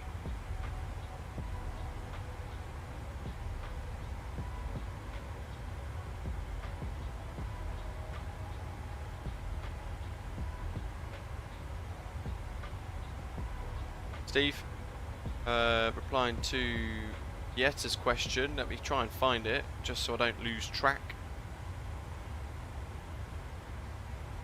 Does the ident work on VATSIM, Neil says? I don't know, actually. That's a very good question.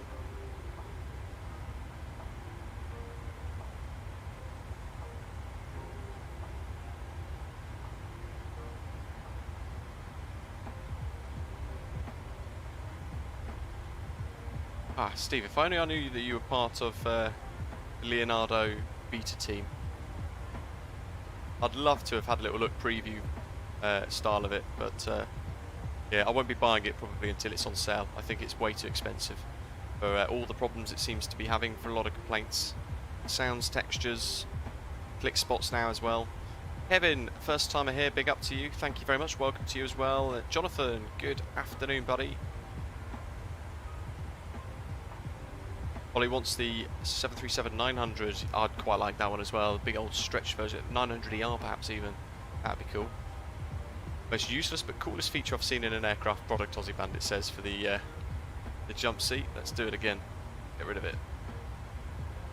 Maybe if we can go to, I don't know, let's... Oh. Look at that for a view.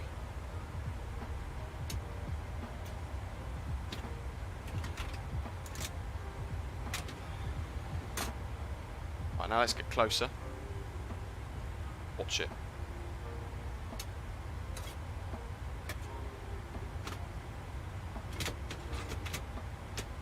Now what's really nice is those 2 little push levers flicked up. So it's all the really small details, and then in here it's revealed a boom headset mic, a couple of cool little bits.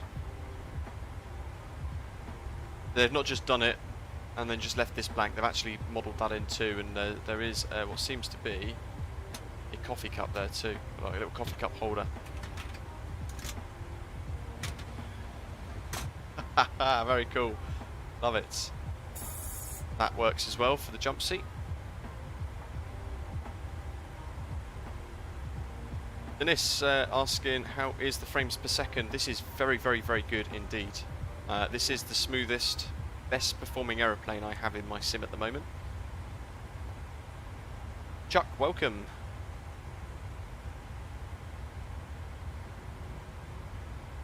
It needs some work for the price, but it's really a blast for the MD82, says Lars. But, I mean, there's some people that have said, we'll just wait for a mod. But I don't think that's acceptable for a mod to come out just to improve what is a very expensive, the most expensive aircraft actually in Microsoft Flight Simulator. Think about that.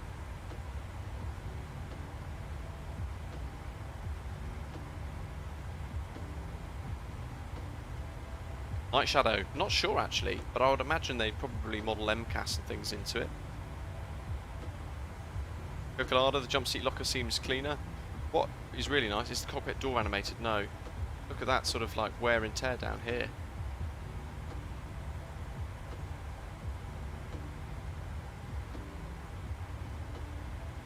Swoosh Bro, still can't believe it's releasing tomorrow. Mark, yep, the trim wheel sounds are in, but not in the preview build that I've got, so we can't hear any, and I still don't know what they sound like.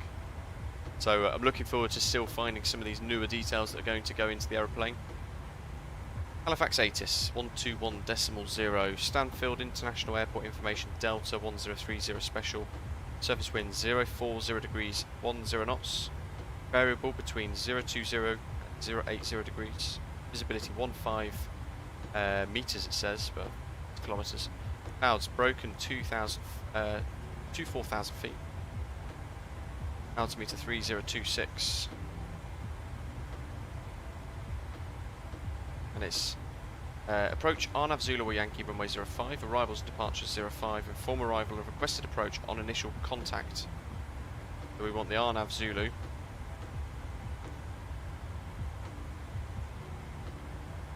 it's info Delta at the moment, but that'll change, no sure. Breeze saying, what does the cabin look like? So on the release version, it will look a bit different. Because of the way the custom views work in Microsoft Flight Simulator, we have to use the drone camera to go into the cabin. Look at that. Go. There's the cabin. They have said they're going to add a high resolution cabin into the aeroplane as well.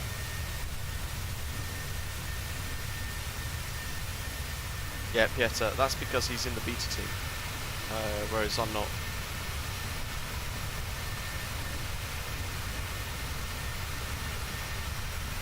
The screenshot. Jurassic, not too pleased about the pricing. Ozzy wants a 707 next.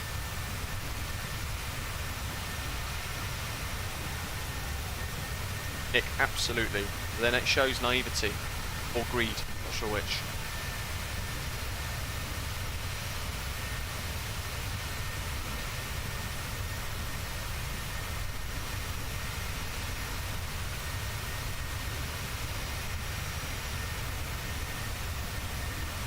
Arco, I'm so glad you're not on the MD-80 hype train. $80 for an unfinished add-on is just astonishing. Yep, and I'm not going to pretend like that's acceptable.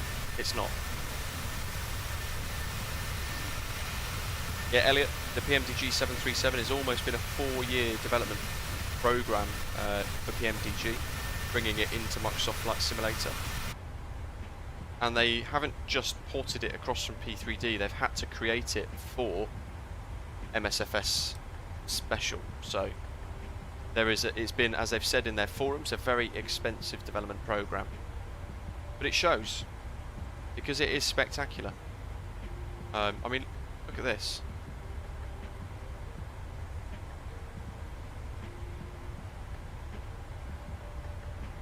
Really nice.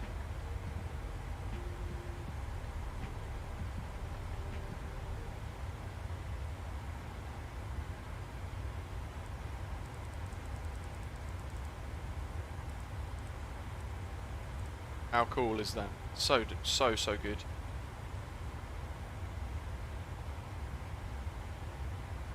Yeah, Urge dollars. Oops, sorry, hit the mic. Urge dollars. You do for $70, $69.99 price for release. You get the 700 passenger version, which is what we're enjoying today. You get the cargo version, and you get the BBJ. So you're getting a couple of different variants.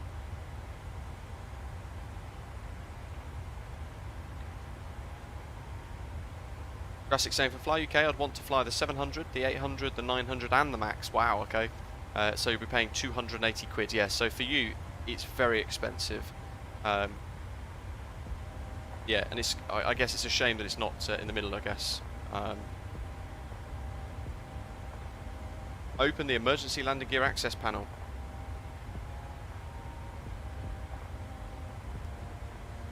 Oh boy, look at that dirt. Caution. A handle can move downward click. We do not hold the handle during hydraulic operation and it can cause injury. That's the manual extension. It does work. There are click spots for it. Manual extension for the gear does work. So if your failure modes, for example, remember there's extremely complex failure modes built into this add-on. If one of them is hydraulic related or it's a landing gear failure, something like that, then you will have to go into the flap here and you will have to extend the landing gear via gravity extension or manual extension. Superb, isn't it? Look at that for textures as well. Look at the shine on the metal.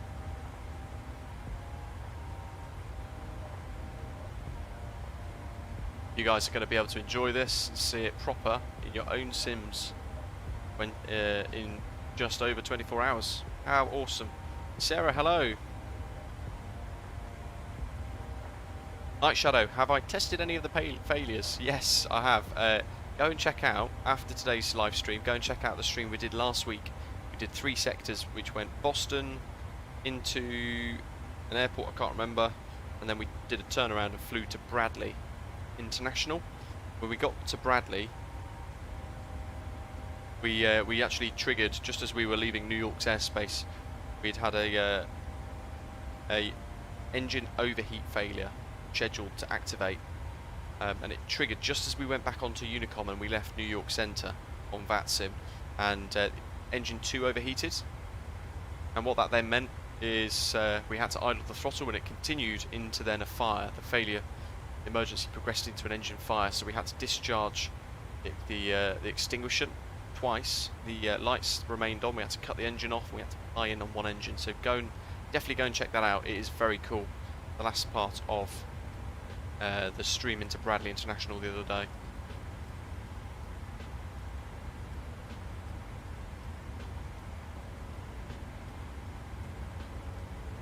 Little Big Mac, is it better than the Zebo? Yeah, I probably would say it is. I've never flown the Zebo though, but from what I've seen, I think this is very, very, very good. It's very polished.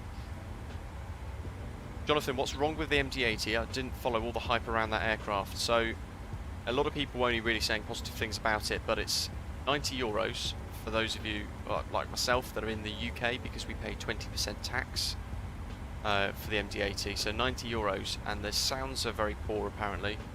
Textures are very average, and the click spots are quite weak, and there's a lot of people not too happy about it. So for me, I'm not too impressed at the price point, and I've refused to buy it at the moment until maybe it's on sale, or a lot of the issues that people are reporting are fixed. Yeah, and I'm not one. I'll be honest with you guys. If I say something's nice, it's because I think it's nice. If I think something's not great, I'll tell you guys. The best way to be honest. Egan asking, can you activate random failures, or is it something you have to set up? So, both. To answer that question, you can go PMDG setup, aircraft, failures, and you can go all systems, random, so you can just trigger a random failure at some point, and you can set a timer as well, or like I've got active here, you can service-based failures. So you then go into maintenance, and you have to clear items. You might find that parts of the aeroplane will start to go tech, become inoperable, and especially if you don't service the aeroplane, things will start to go very wrong with it. You can reset everything by just hitting service all. If you want to set specific failure, like we did the other day, we did fire, well actually hold on, we did engine, programmed. No, it wasn't fire. Programmed engine 2 overheat. We armed it, and then we set a timer 30 minutes I think. So at any point at around 30 minutes failure would activate, and that's what we did the other day. Very cool. Circuit breakers, Josh Foxtrot, they don't work.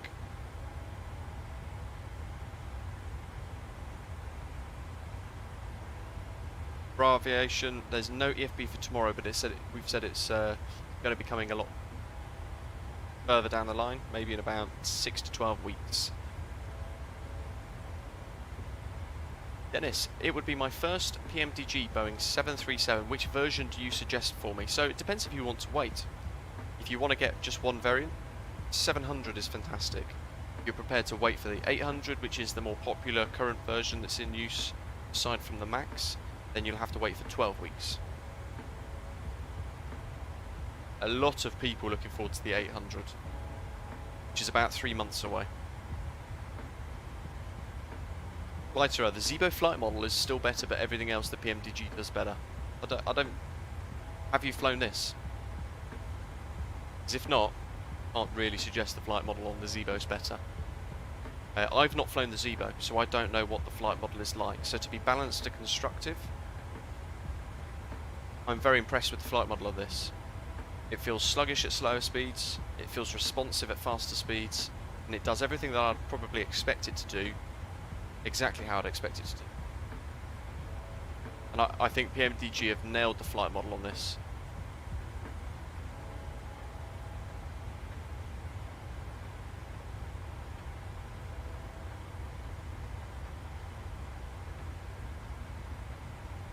Yes, Pepperino, how expensive is the 700 in Europe? So for those of us in the UK, it's basically £56 for the Boeing 737-700 tomorrow when it does release.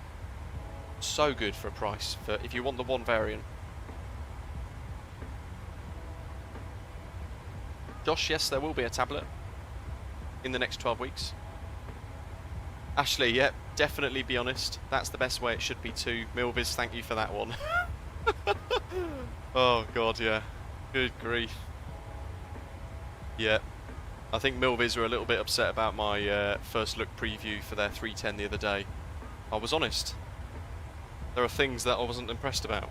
And I was constructive with the feedback, but they didn't take it particularly well. And neither did their beta team, who came out to shout at me on the comments section. But it is what it is. If I've been honest, I can't regret it, and I can't say I'm not going to make stuff up, am I? Let's be honest. You guys are all watching around the world, wondering if you want to spend your money on particular aeroplanes, and you're watching, say for example, today's stream because you're trying to work that answer out. And I don't think, as a content creator, I would be responsible if I was just pretending like something was great if it wasn't. Lighter, the MD-80 is more of a niche plane, hence the higher price. Well, it's more of a niche plane, yes, but I don't think that's the answer for the higher price. Look at the DC-6. That's a very niche plane. That's about $60. Arco saying, PMDG are the prime example of a developer who cares about the quality of their products and have priced the 737 very fairly. Leonardo have gone for a cash grab. The ND-80 should be a $40 product. I think $40 actually would probably be a fairer price for the MD-82. $40 to $50. But even then I would expect it to have better sounds. Paul, hello mate. How are you? Hope you're having a good weekend. Sitting quietly keeping an eye on us all on the live chat. Oh dear. Jeff, can we get a right main gear failure? How much will that cost me? Oh, maybe not today. This is the final release date preview. It's the final pre-release preview stream, isn't it? Maybe next week. Yeah, TGN. Nail on the head. For one variant, the price for the PMDG 737 is great. But then it does become more expensive if you want more than one variant. Yeah, in that, if there's another niche product that Arco's just mentioned, the Just Flight 146. Very niche product. A perfect price point for it though. And actually very good value for money. Mikhail, hello buddy. Aussie Bandits, looking forward to the product release tomorrow for the 737. Yeah, really looking forward to seeing everybody fly along with me and actually have 737s around me as well. Mikhail, yes, compared to the other day with the engine failure, but that was great fun. It definitely highlighted how fantastic the complexity of this simulation is in the 737. Yetta, yeah, that's it. There's a lot of stuff that we've got in this version that we don't, that you're going to have seen, basically, you're going to see changed on release.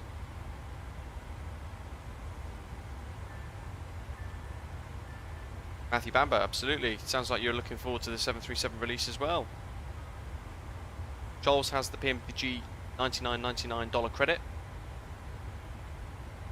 Certainly, definitely going to sort of help it all out. Jurassic, oh wait, I was thinking the 70 price tag was in pounds. 55 isn't that bad. No, yeah, that's it. It's $69.99 US dollars. But like you're saying, it's still expensive for more than just one, but it's certainly more justifiable. I think it's a good balance. I think it's a very good balance. Not everybody, like we were saying, will want everything. If you want everything, sure, it's a little bit more money. Neil, we'll just get the 700 and label it as an 800 on VATSIM so nobody will know.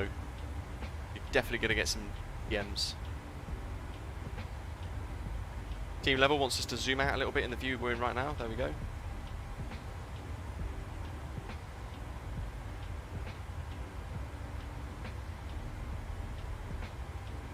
Exactly, Ashley. Absolutely perfectly said. Very well said. Saying the Mad Dog is niche, so that the price as such is sort of, you know, so you price. Saying the Mad Dog is niche, so that you price it as such, is self-prophesizing. Had it been priced lower, more people would be more inclined to pick it up, and then it wouldn't be as niche. Absolutely. Is the price inclusive of tax, Ollie? So digital product depends where you are in the world. your country might add tax on. Certainly I think for those of us in the UK there wouldn't be any tax, I don't think, because you're purchasing it via America, but I'm not sure. DJ, does Solway any custom views? Yeah, there were quite a lot actually inside the preset camera thing here. But I've also set my own, and I'll put these onto flightsim.to in my custom camera config pack that I've got on that website, so that you guys can just copy and paste the aircraft config file into your 737-700 on release. Kevin, yeah, rotate MD-11. Lots of influencers dropping tons of hype about that, but as you've said there, the rotate MD-11, a fairly broken, mediocre product. Yeah, let's be realistic. We want the developers to be as best as they can be. Hopper descent coming up. Let's focus on the flights. So, descent, arrival and weather data sets. Dennis, thank you buddy, you're most welcome. Thank you very much for your super chat. Glad you're enjoying it. So we've got our arrival input. RNAV 05 Zulu, Fuddy 5. Lovely. And there it is. That's literally the final page of our legs.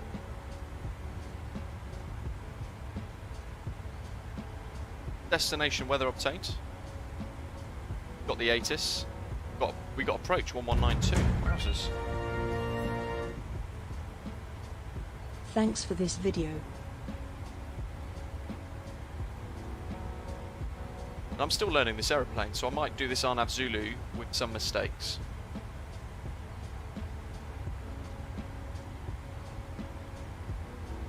Right, approach weather data, let's go. Index, approach. Lap 30. In it goes. Landing altitudes checked, that was 500, and radios are set. Lock ILS frequency and course.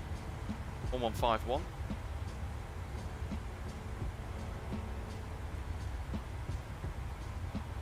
Let's flick it.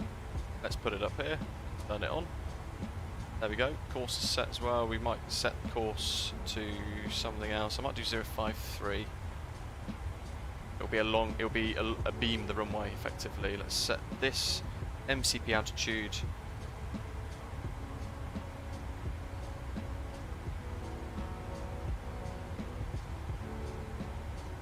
We'll do 12 for now. We'll see how we go.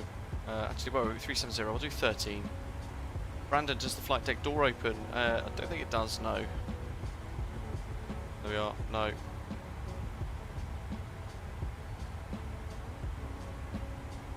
Back to the checklist. Wing engine anti-ice as required. Altimeter set. We want to set that. That is 3026.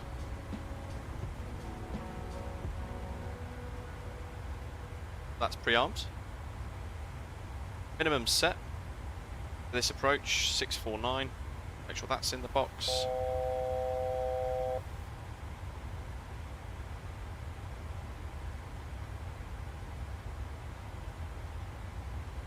Automator, cheers to the 737. Can't wait for the 777 and the 757.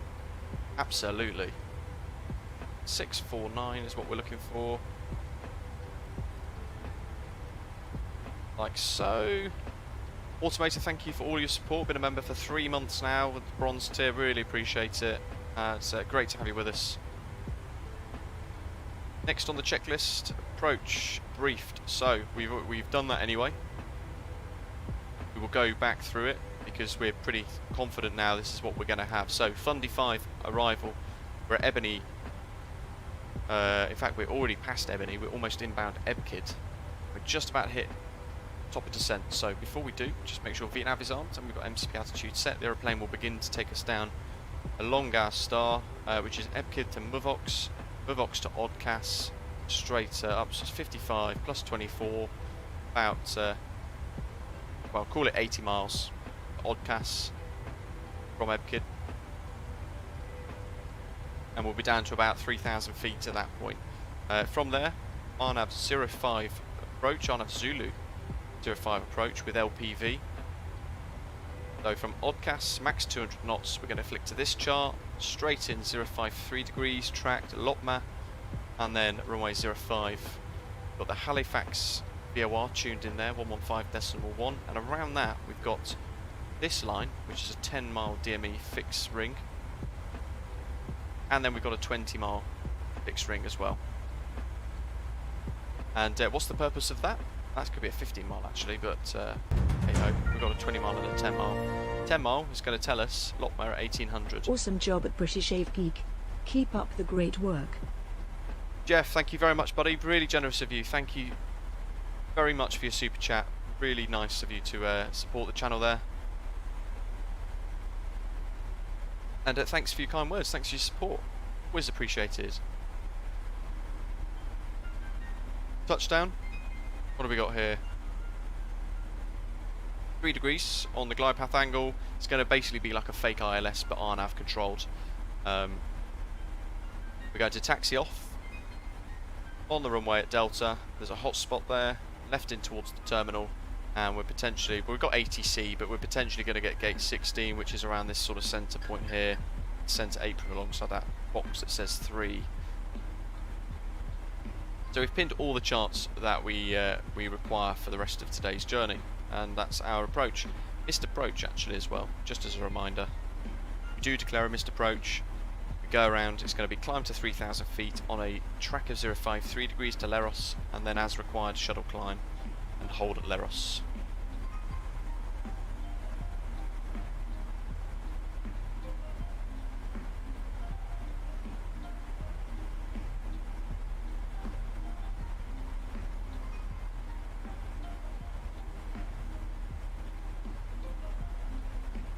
TGN. Yep, well, potentially, but we don't know. Approach is up, David. Thank you, buddy. Ghost just botched a landing after a 10-hour flight. That's not good. Sky Ace, 3,000 pounds. We got 3,000 kilograms of fuel. It's about, what's this, 7,000 pounds.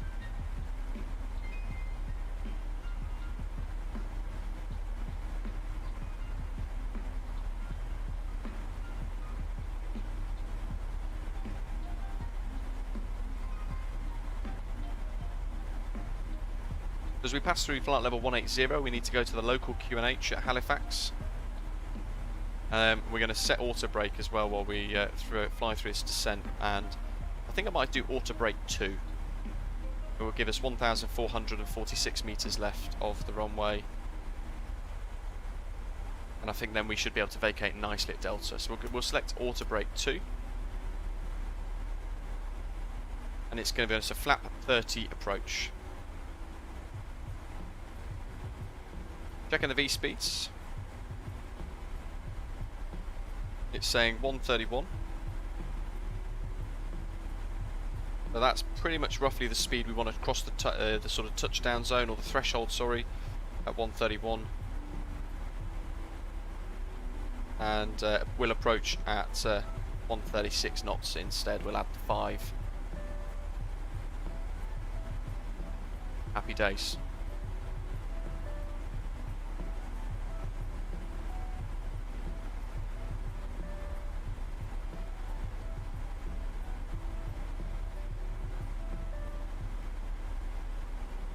Let's end the poll.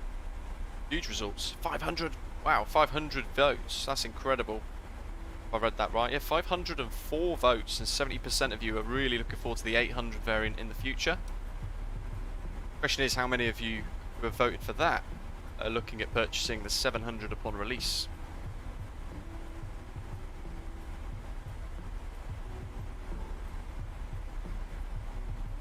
Keep smashing that like button as well, folks. See if we can get to maybe 300 before we get to Halifax and park up. Make sure our heading is reset there. I'm thinking, off the top of my head, it's going to be like an ILS approach for this particular LPVR nav Zulu. I've not done one of them before in the 737, so this is new. And I'm going to kind of learn as I go. And I'm thinking, logically, with this particular approach, in comparison to the one that I did in tutorial for Santos Dumont, we still have CMDA on. We're going to set our minimums on the MCP altitude box. We're going to leave LNAV and VNAV armed. But I think we then, for this particular approach, we should get vertical and lateral guidance on the PFD as if it is an ILS approach, and I think we then press the approach button. 1192, that's going to be the controller. It is Jesse, and 1184 coming up.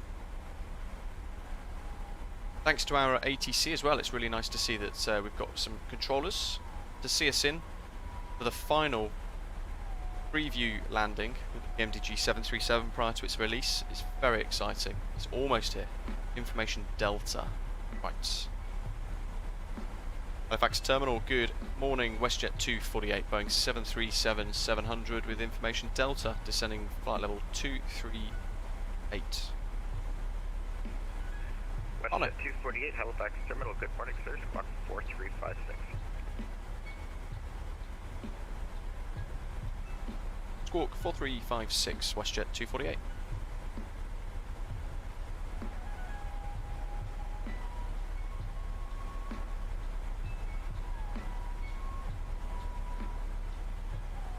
Ta-da!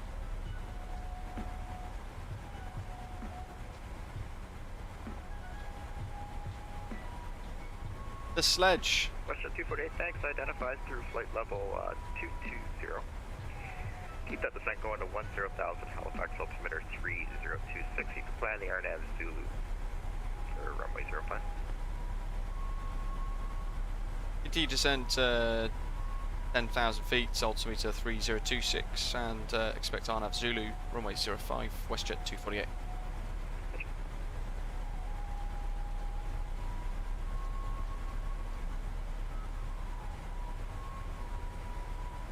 The bip bip bip.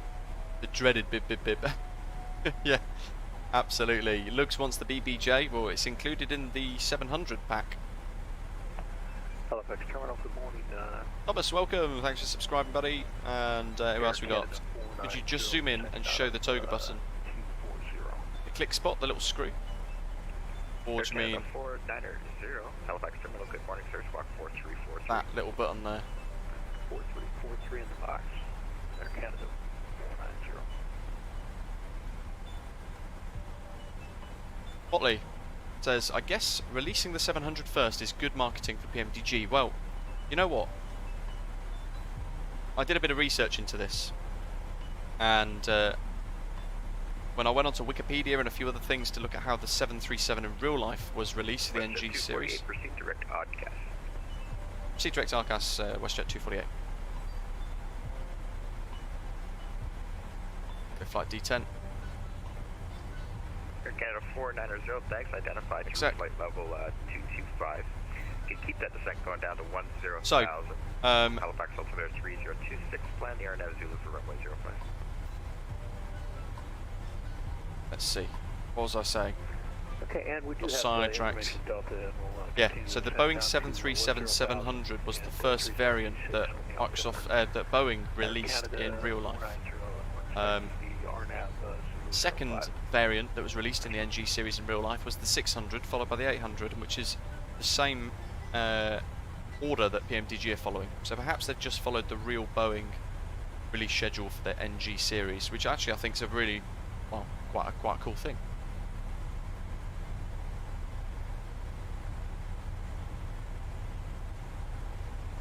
BBJ looks nice, Don. Absolutely. Arno, very good, thank you. I hope you're okay. Ghost, ye of little faith. Oh, actually, it was your landing rate. 767 foot per minute. Ooh. Yeah, we're hoping to be a bit smoother than that, buddy. Look at this. Coming tomorrow. This is going to be this exact livery that we're showcasing and previewing today. Very special. Thank you, Steve. Is going to be on flightsim.to tomorrow when the PMDG 737 releases. Just over 24 hours from now. That with flight D10 out as well. Oh.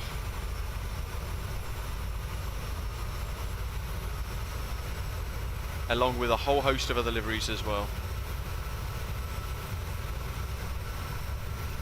Very cool.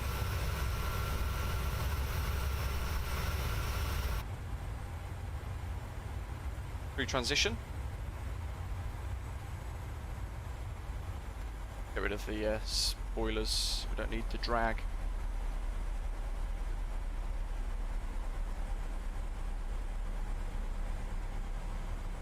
Quick catch up on the old chat here now. Let's see.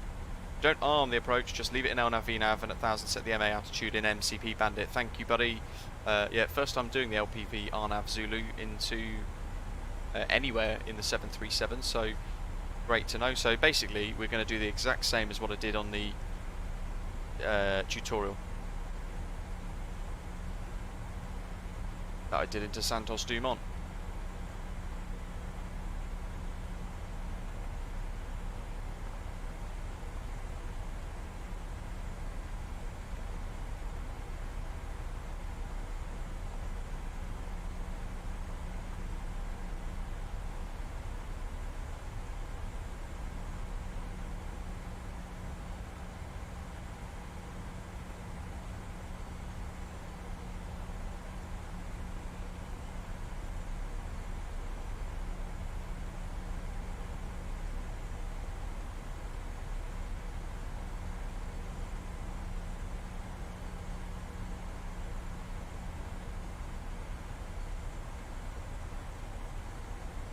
Colada, definitely the 737.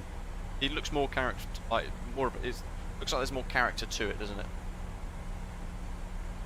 Let's bring this in. We're almost there actually now. Halifax is on the nose actually. In fact, that there I think is the airport. Get terrain map on. Right. What else do we need to do? We're about to hit 10,000, so that's fine. It's just going to be landing lights on, runway turn off lights on, seatbelt signs. They're on auto. Let's put them on proper. Osprey 722 cleared RNAV Zulu runway 05 approach via CAS. Has the flap animation speed been sorted out now? Yeah, well, I thought it looked really good as it was on the preview versions we've had anyway. Great to see the live chat so alive as well. I'm actually struggling to keep up. Ay. Osprey 722, roger, over our CAS, call Halifax Tower, 118.4 CM. Roadcast, thanks, Osprey 722, thanks for the RJ. Westjet 248, descend 4,000. Set 4,000, Westjet 248.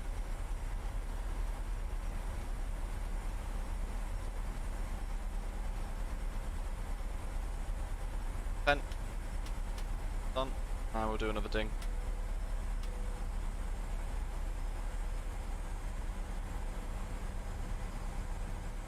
Jonathan, yeah, we've got the VATSIM Studios Halifax scenery, and in fact at the moment that developer has a 30% off sale, preparation for the 737 being released tomorrow, with fantastic scenery like this, and it cost me £11 to purchase it today. Halifax by VATSIM Studios, and you can download it, install it via Contrail, which is quite cool.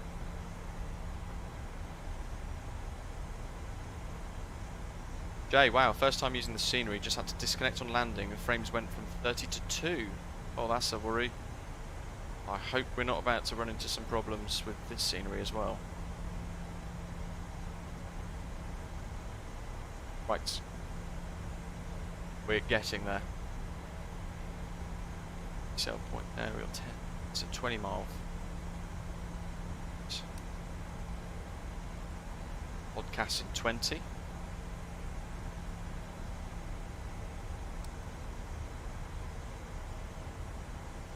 Going to use a bit more drag to slow down in a short while. 136, we'll do a final check. There's our call sign, 248. 130, let's make sure we've reset this for the final time. Refresh the speeds. So now we're going to want 135. 130 over the threshold. RMP 400. Now I can't remember how to change that. Descend 4,000, Air Canada 490. Setting.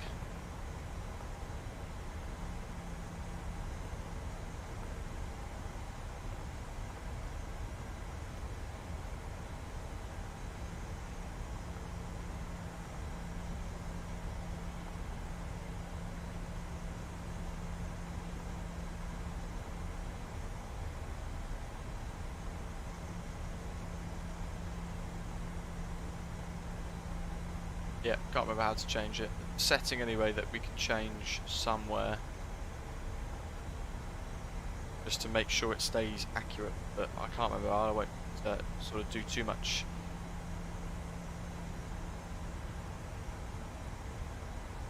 LNAV VNAV minimums. Oh, right, okay, that's interesting. So, what have we got here? LNAV VNAV minimum. Straight in landing, so MDA now is 860. See, we're learning as we go.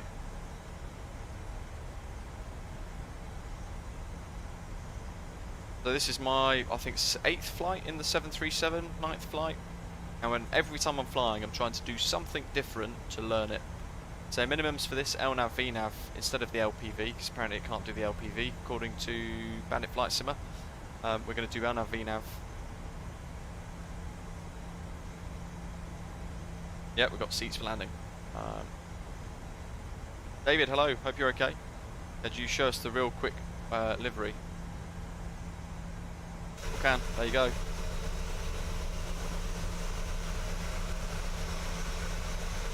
How about that? And as Steve was saying there, the nose cone is a slightly different off colour like the real aircraft has in real life. Very nice little bit of attention to detail there.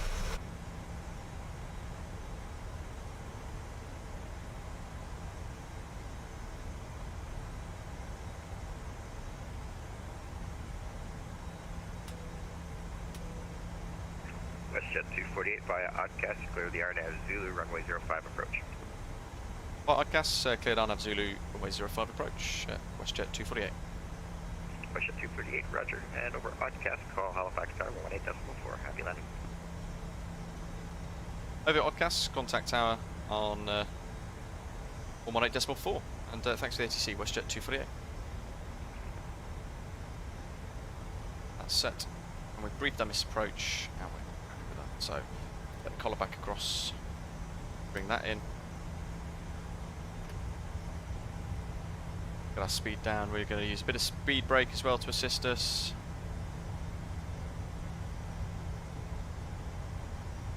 Make sure we've got the charts ready to go.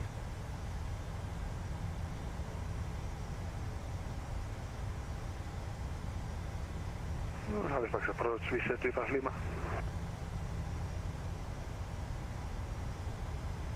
I think the call sign was WIZ 25 Knox, Lima. no, actually, I found that they've been very good anyway. 25 Lima. WIZ That's 25 one. Lima, Halifax Terminal, good morning, squawk 4335. Hawkmania, hello, welcome.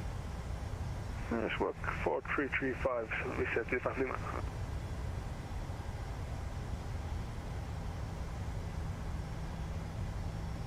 There's the airport.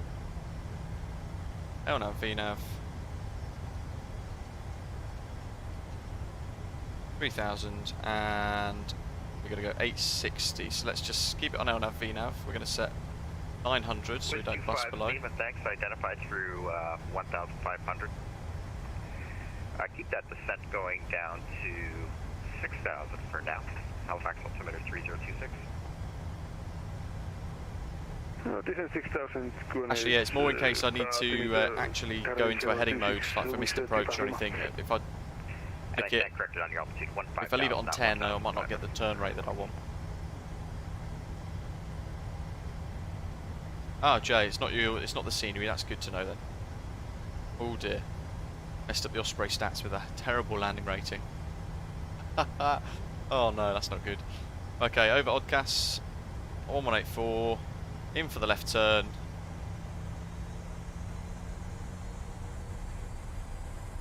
Get rid of the spoilers. Final approach checklists. Nav course frequency set 053 RNAV Zulu 05 LNAV VNAV only, and speed brake is now on. Speeds are in limits with flaps 1 at the moment. We'll continue to transition through. I'll go flaps 5 now. And engine start mode switches. I know we have auto ignition, but I'll put them both onto continuous. I've got to watch this this descent to make sure it stays nice and lower. Halifax Tower, good day. Westjet 248 inbound RNAV Zulu 05. Westjet 248 Halifax Tower, good afternoon. You will be number 2. Traffic is Airbus A320 Neo on show final runway 05. 2500. Wilco number 2, Westjet 248. How does it feel turning off the auto throttle when the actual physical throttle may be in a different spot? So if it's further up and you do get a bit of a surge, there's a definite surge in the aeroplane. It's quite cool. Let's go gear down, we get a bit of drag in, and we'll go flaps 15. Flaps going to be set for landing, or go around altitude will be set later on should we do go around. So I'm going to make a little scribble down to make sure I know what it is and make sure everything's comfy.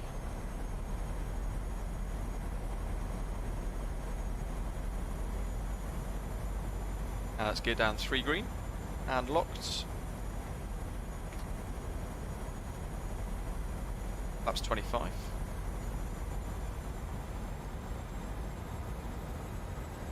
Got 135, so let's now bring it down. Our final approach speeds. You can see your RMP auto switch to 0.3, which is all you need. Yes, thank you very much, buddy. Yep, there we go. That beautiful display. By the way, if you want to see the vertical path, there you go. How cool is that? Make sure this is on 053. We go back off this.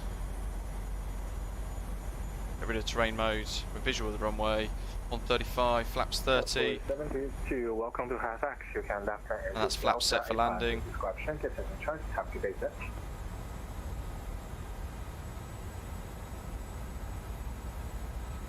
There we go. What's the landing rate going to be, folks? Osprey 722, thanks for the We'll see it pop up on the screen. Osprey 722, you can continue taxi. Normal 1800. Perfect. 4 miles to go. Thank you very much for that. Taxi apron, go the choice. Osprey 722, thanks for the ATC. Westjet 248, surface range 030, 3000 set. 73 to land runway 05.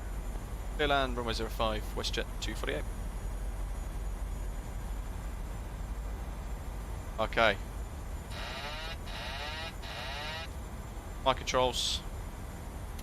My throttle. 1,000.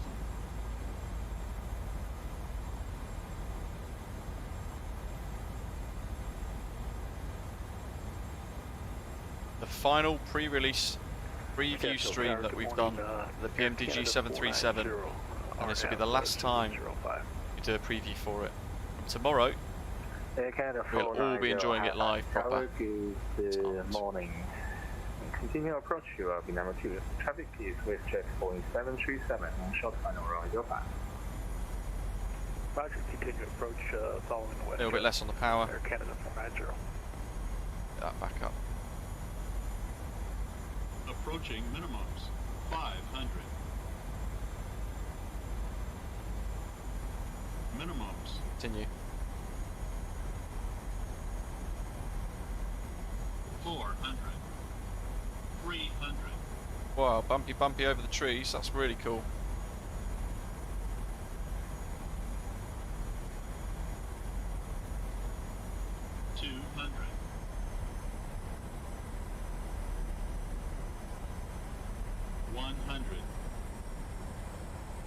Weird textures 50, on the runway there.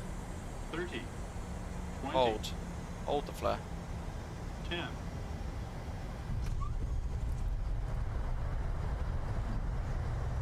And auto brakes active, speed brakes deployed, reverse green. 272, 1.16 G.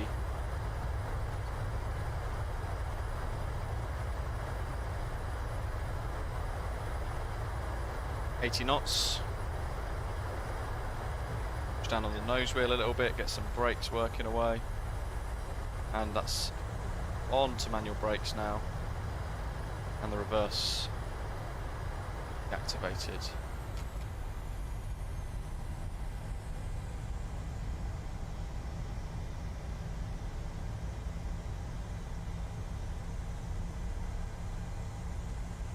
Right, flaps.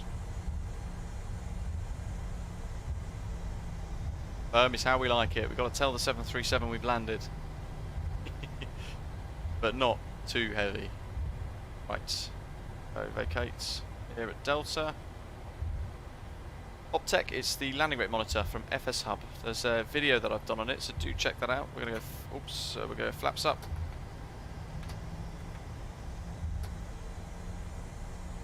Westjet 248, Halifax Tower, welcome to Halifax. You can continue taxi Delta Apron to description to the check. Have a good day. Thanks for the apron, and it was a gate of choice, Westjet 248. Thanks for the ATC. G'day. Laps up, speed brake, retracted. Air Canada 490, Transponder. service wind 0408, Oh my god, the click spot thing. Ground 05. 05 clear to land, Air Canada 490. That's set as required. This is one thing that Asobo really need to fix. With Sim Update 9. Runway turn lights off, landing lights off, taxi lights With on, Air 25 Lima, APU on. Tower, good morning. Continue approach to lights. the number 2 in traffic case Air Canada Airbus Steady. show final runway 05. Anti-ice as required, Pro-Ps can go off. Approach, we have the traffic, Canada, we set 25 Lima. And auto brake is now off, and suddenly I've got horrendous frames.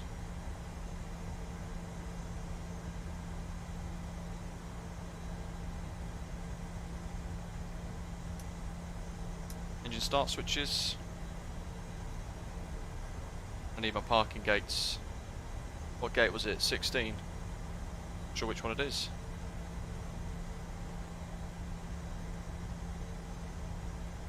9. 12. Perhaps 16's taken. In fact, I can see a load of cargo and stuff there. We'll use that one.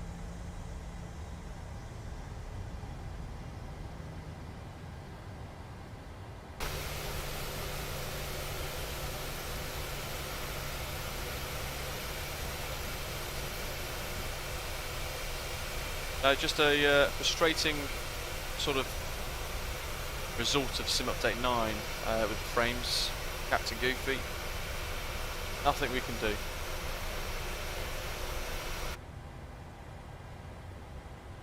Although now it seems to have loaded the scenery a bit better. The frames have seemed to have sorted themselves out somewhat. Which is always nice to see. 16's taken. We will use another one then.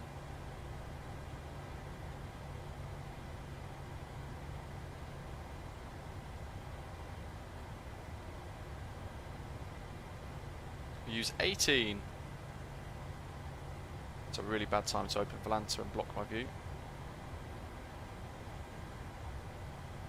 Taxi lights off. Going. Out the way, van. It will come to Xbox soon. Stanfield Tower, Air Canada 490 is clear, 05. Air Canada 490, welcome to Halifax. You can continue taxi Delta Apron to description to the choice. Have a nice day. Okay, Oh, we might just go through him. To the stands. Yeah, let's just go through Air him. Canada 490. Thank you. Have a great day. Thanks for the ATC. Yeah, hopefully we get that Sim With Update Air 9 25 Lima, service wind patch 060, very soon. Delta 17, clear to land ground 05. Clear to land, we set 25 Lima. Like Stuart is saying there, it's nuts that Sim Update 9 was released with this FPS regression issue.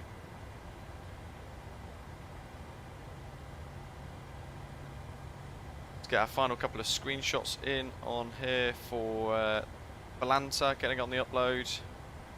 As we just taxi in, let's get the nose wheel aggressively back on the line. Oh look, he's he's turned into a follow me car. Alright. And now I've taken a screenshot, he's stopped. Brilliant. That's it, Don. We'll just go through him. Gonna meet our on-time performance. How good does this livery look? We just need that van to get out of the way and I can do a nice juicy screenshot. On the brakes. Westjet special, you're not braking unless the passengers get thrown forwards. John, welcome. Right, shutdown checks time. And make sure the APU is on. It is, and it's on bleed. And we're going to have a look right up here. Make sure we've flicked this across to check the APU generating power. And we've moved the bus ties across from the generators to the APU gens. Lovely stuff. And now it's just fuel control levers off. 1 and 2. And to be menu. FS action. ground surfaces. Wheel set chocks in place. Passenger entry via the jetway. Engine inhibit for those at the moment until they've spooled down. We're going to go anti-collision lights off, clear the master caution because it's just the engine stuff, and once the engines have pretty much gone down to 0, there we go, you should see the logic here sort of kick in. Everything that's inhibited at the minute, oh there we go, and request. So let's request the fuel carts and the aft loaders.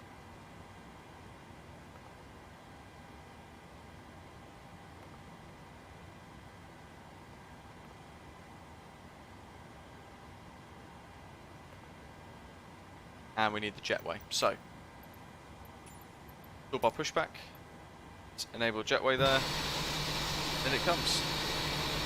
What's this taxi again? Air Canada. Look at this.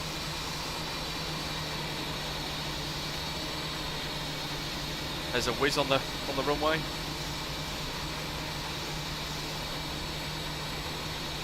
There's the loaders.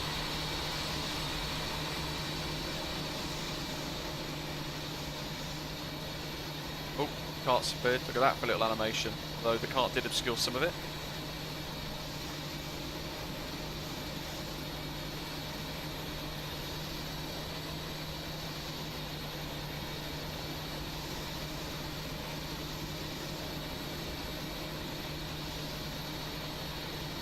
Oh, see you later, buddy. So, this is releasing tomorrow. Just over 24 hours from now. On the PMDG website, pmdg.com, it's going to be $69.99 US upon release, which is about £52–54 in the UK. Really nice price for what is the most complex, fantastic simulation of any aircraft that we've had so far in Microsoft Flight Simulator. There's a whole load of updates that we can look forward to going across into the future as well. And in addition to that, we can look forward to future variants as well as we sort of move through their release chain all the way through the 600, the 800s and so on and so forth. In this pack on the 700 variant, which is dropping tomorrow or releasing tomorrow, you can enjoy this one, the passenger version, BBJ, and also a cargo version as well. And as we saw at the beginning, in case you've missed it, we'll show it again.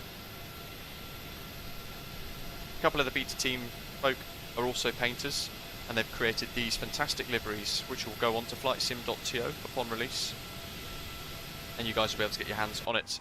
Let's deboard the aircraft, or deplane the aircraft, so we do that. Deplane, start in a second, because we need to open the door, like so.